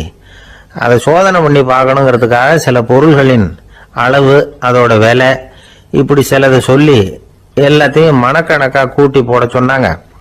என்னால் சரியாக கூட்டி சொல்ல முடியல. உங்களால் மளிகை கடை நடத்த முடியாதுன்னு சொல்லிவிட்டாங்க. உடனே என்ன பண்ணுறது, வேற வழி இல்லை, கதை எழுத ஆரம்பிச்சிட்டேன் அப்படின்னார். கேட்டவருக்கு சிரிப்பு வந்துட்டு தான். சரத் சந்திரர் ஒரு பக்கம் சீரியஸான நாவல்கள், சிறுகதைகள் எழுதியிருந்தாலும் அவருடைய இன்னொரு பக்கம் வேற விதம். நண்பர்கள் கிட்ட பேசும்பொழுதும் சரி, அவர்களுக்கு கடிதங்கள் எழுதும் போதும் சரி, கேலியும் கிண்டலும் நகைச்சுவை உணர்வும் அதிகமா இருக்கும். காந்திஜி ஒரு சமயம் கல்கத்தாவுக்கு வந்திருந்தார். தேசபக்தர்கள் பல பேர் அவர்கிட்ட பேசிக்கிட்டு இருந்தாங்க. அப்போ சரத் சந்திரரும் அங்க இருந்தார். கிரண் சங்கர் ராய் அப்படிங்கிறவரும் அங்க இருந்தார். அவர் சொன்னாராம், காந்திஜியோட பழகிய முதல் வங்காளி நான் தான். போயர் யுத்த காலத்துல இவர் லண்டனுக்கு வந்திருந்தப்போ என்கிட்ட தான் வங்காள மொழி கத்துக்கிட்டார் அப்படின்னாராம். உடனே சரத் சந்திரர் காந்திஜியை பார்த்து, இவர் உங்களுக்கு வங்காள மொழி கத்து கொடுத்தது உண்மைதானா அப்படின்னாராம். ஆமான்னாராம் காந்தி. அதனாலதான் உங்களால வங்காள மொழி கத்துக்க முடியல அப்படின்னாராம். எல்லாரும் சிரிச்சாங்களாம். சரத் சந்திரர் சாம்தாபேர் அப்படிங்கிற கிராமத்துல தங்கி இருந்தார் ஒரு இலக்கிய நிகழ்ச்சியில கலந்துக்கிறதுக்காக. அதுக்காக ஒரு கல்கத்தாவுக்கு போக வேண்டிய சூழ்நிலை. அதுக்காக புறப்பட்டார். அந்த சமயத்துல பின்னாடி இருந்து யாரோ அவரை கூப்பிட்டாங்க. இப்படி கூப்பிட்டவரை பார்த்து இன்னொருத்தர் யாரோ அதட்டி இருக்கிறாங்க. போகிறவரை ஏன் இப்படி கூப்பிடுறீங்க அப்படின்னு. ஏன் கூப்பிட்டா என்னன்னு கேட்டிருக்கார் சரத் சந்திரர். புறப்படுறவங்கள பின்னாடி இருந்து கூப்பிடுறது அபசகுனம், போற இடத்துல ஏதாவது ஆபத்து வரலாம் அப்படின்னு அதுக்கு விளக்கம் கொடுத்திருக்கிறார் அவர். உடனே சரத் சந்திரர் சொன்னாராம், இதோ இவங்க என்ன இலக்கிய கூட்டத்துக்கு அழைச்சிட்டு போறாங்களே, இதை விட வேற என்ன ஆபத்து வந்துட போகுது அப்படின்னாராம். இப்படி சரத் சந்திரருக்கு இயல்பாவே நகைச்சுவை உணர்வு உண்டு. அவருடைய நண்பர் ஒருத்தர் வீட்டுக்கு கூப்பிட்டு இருந்தார். அங்க ஒரு கச்சேரிக்கு ஏற்பாடு பண்ணியிருந்தாங்க. சரத் சந்திரருக்கு இயல்பாவே கச்சேரியில நீண்ட ஆலோசனையெல்லாம் கேட்கறதுக்கு பொறுமை இருக்காது. அதனால மெதுவா பாட போறவர் எப்படி அப்படின்னு கேட்டிருக்கார். அவருக்கு ரொம்ப நல்லா பாட தெரியும் அப்படின்னு சொல்லியிருக்கிறாங்க. அதுக்கு சரத் சந்திரர், பாட தெரியுங்கிறது சரி, பாட்டை நிறுத்த தெரியுமா அதை சொல்லுங்க முதல்ல அப்படின்னாராம். ஒரு பெரியவர் உட்கார்ந்துருக்கிறார். அவரை சுத்தி அவருடைய தோழர்கள் உட்கார்ந்துருக்கிறாங்க. ஏதோ ஒரு முக்கியமான செய்தியை அவர் அவங்களுக்கு சொல்லிட்டு இருக்கிறார். அவங்களும் ஆர்வமா கேட்டுக்கிட்டு இருக்கிறாங்க. இந்த சமயத்துல யாரோ ஒரு ஆள் வேகமா அங்க வர்றார். வர்ற வேகத்திலேயே எனக்கு ஏதாவது உதவி செய்யுங்க அப்படின்னு கேட்டுக்கிட்டே வர்றார். கேட்கறது உதவி, ஆனா குரல் மிரட்டுறது மாதிரி இருக்கு, அதட்டி கேட்கறது மாதிரி இருக்கு. இதை கேட்டது அந்த பெரியவர் ஆத்திரப்படலை, ஆனா அவரை சுத்தி இருந்தவங்க ஆத்திரப்பட்டாங்க. இதை பெரியவர் கவனிச்சார். கொஞ்சம் அமைதியா இருங்கன்னார். வந்தவரை கூப்பிட்டார். அவருக்கு சில பொருள்களை கொடுத்தார். என்னங்க இப்போ உங்களுக்கு மகிழ்ச்சி தானே அப்படின்னார். அப்படின்னு அலட்சியமா அவர் சொல்றார். நான் உங்களை நல்ல முறையில நடத்தினேன்னா அப்படின்னு கேட்கிறாரு அவர் மறுபடியும். அதெல்லாம் ஒண்ணும் இல்லை அப்படின்னு சொல்லி அவரு சொல்லிட்டு இருக்கிறாரு. குரல்ல கடுமை குறையில. சுத்தி இருந்தவங்களால இதை பொறுத்துக்க முடியல. கோபத்தோடு அவரை நோக்கி நெருங்க ஆரம்பிச்சாங்க. பெரியவர் அவங்களை எல்லாம் தடுத்து நிறுத்தினார். வந்தவரை வாங்க என்னோட அப்படின்னு சொல்லி அழைச்சிட்டு போனார். வீட்டுக்கு போனார். அங்க போனதும் இன்னும் சில பொருள்களை எடுத்து அவர்கிட்ட கொடுத்தார். இப்ப திருப்தி தானே, நான் உங்ககிட்ட நல்ல முறையில நடந்துகிட்டேனா அப்படின்னார். அவர் முகம் இப்பதான் கொஞ்சம் மலர்ந்தது. ரொம்ப நன்றி, இறைவன் உங்க குடும்பத்துக்கு எல்லா நன்மைகளையும் செய்வான் அப்படின்னு சொன்னார். இதே வார்த்தைகளை என்னுடைய தோழர்கள் கிட்டே சொல்லிட்டீங்கன்னா அவங்க கோபம் தணிஞ்சிரும், வர முடியுமான்னார். கண்டிப்பா வர்றேன் அப்படின்னாரு. மறுநாள் காலையில அந்த இடத்துக்கு வந்தார். அதே மாதிரி சொல்லிவிட்டு அவர் போயிட்டார். தோழர்கள்லாம் ரொம்ப வியப்போடு பெரியவரை பார்த்தாங்க. அந்த பெரியவர் தான் நபிகள் நாயகம். அவர் சொன்னார், ஒருத்தன் ரொம்ப ஆசையா ஒரு ஒட்டகத்தை வளர்த்துக்கிட்டு வந்தான். ஒரு நாள் அந்த ஒட்டகம் கயத்தை அறுத்துக்கிட்டு ஓடி போயிட்டுது. அக்கம் பக்கத்தில் இருக்கிறவங்க எல்லாம் அந்த ஒட்டகத்தை பிடிக்கிறதுக்கு முயற்சி பண்ணாங்க. அதை துரத்திக்கிட்டு ஓடினாங்க. ஒட்டகம் தாறுமாறா ஓட ஆரம்பிச்சது. இந்த சமயத்துல ஒட்டகத்தை வளர்த்தவன் அங்க ஓடி வந்தான். நீங்க அதை ஒன்றும் செய்ய வேணாம், விட்டுருங்க. அதோட சுபாவம் எனக்கு நல்லா தெரியும். அதை சுலபமா என்னோட வழிக்கு கொண்டுட்டு வந்துட முடியும். நான் பாத்துக்கிறேன், விட்டுருங்க அப்படின்னா. எல்லாரும் விலைக்கு போயிட்டாங்க. இவன் என்ன செஞ்சான் தெரியுமா? கொஞ்சம் புல்ல கையில எடுத்துக்கிட்டு அந்த ஒட்டகத்தை நெருங்கினா, அவ்வளவுதான். அது ஓடி வந்து இவன் காலடியில் உட்காந்துக்கிட்டது. செல்லமா அதை அப்படியே தடவி கொடுத்தான், முதுகில் ஏறி உட்காந்துக்கிட்டான். அது பாட்டுக்கு சாதுவா நடந்து போகுது. இந்த கதையை நபிகள் நாயகம் தம்முடைய தோழர்களுக்கு சொல்றார். ஒட்டகத்தை மட்டும் இல்ல, சில மனிதர்களையும் கூட சில விதத்துல அணுகிதான் அவர்களை வந்து சீர்திருத்த வேண்டியிருக்குது அப்படிங்கிறத அவங்களுக்கு உணர்த்தினார். இது ஒரு அழகான உளவியல் அணுகுமுறை. சில குடும்ப தலைவர்கள் கூட இந்த ஒட்டகம் மாதிரி நடந்துகிறது உண்டு, அப்புறம் அடங்கி போறதும் உண்டு.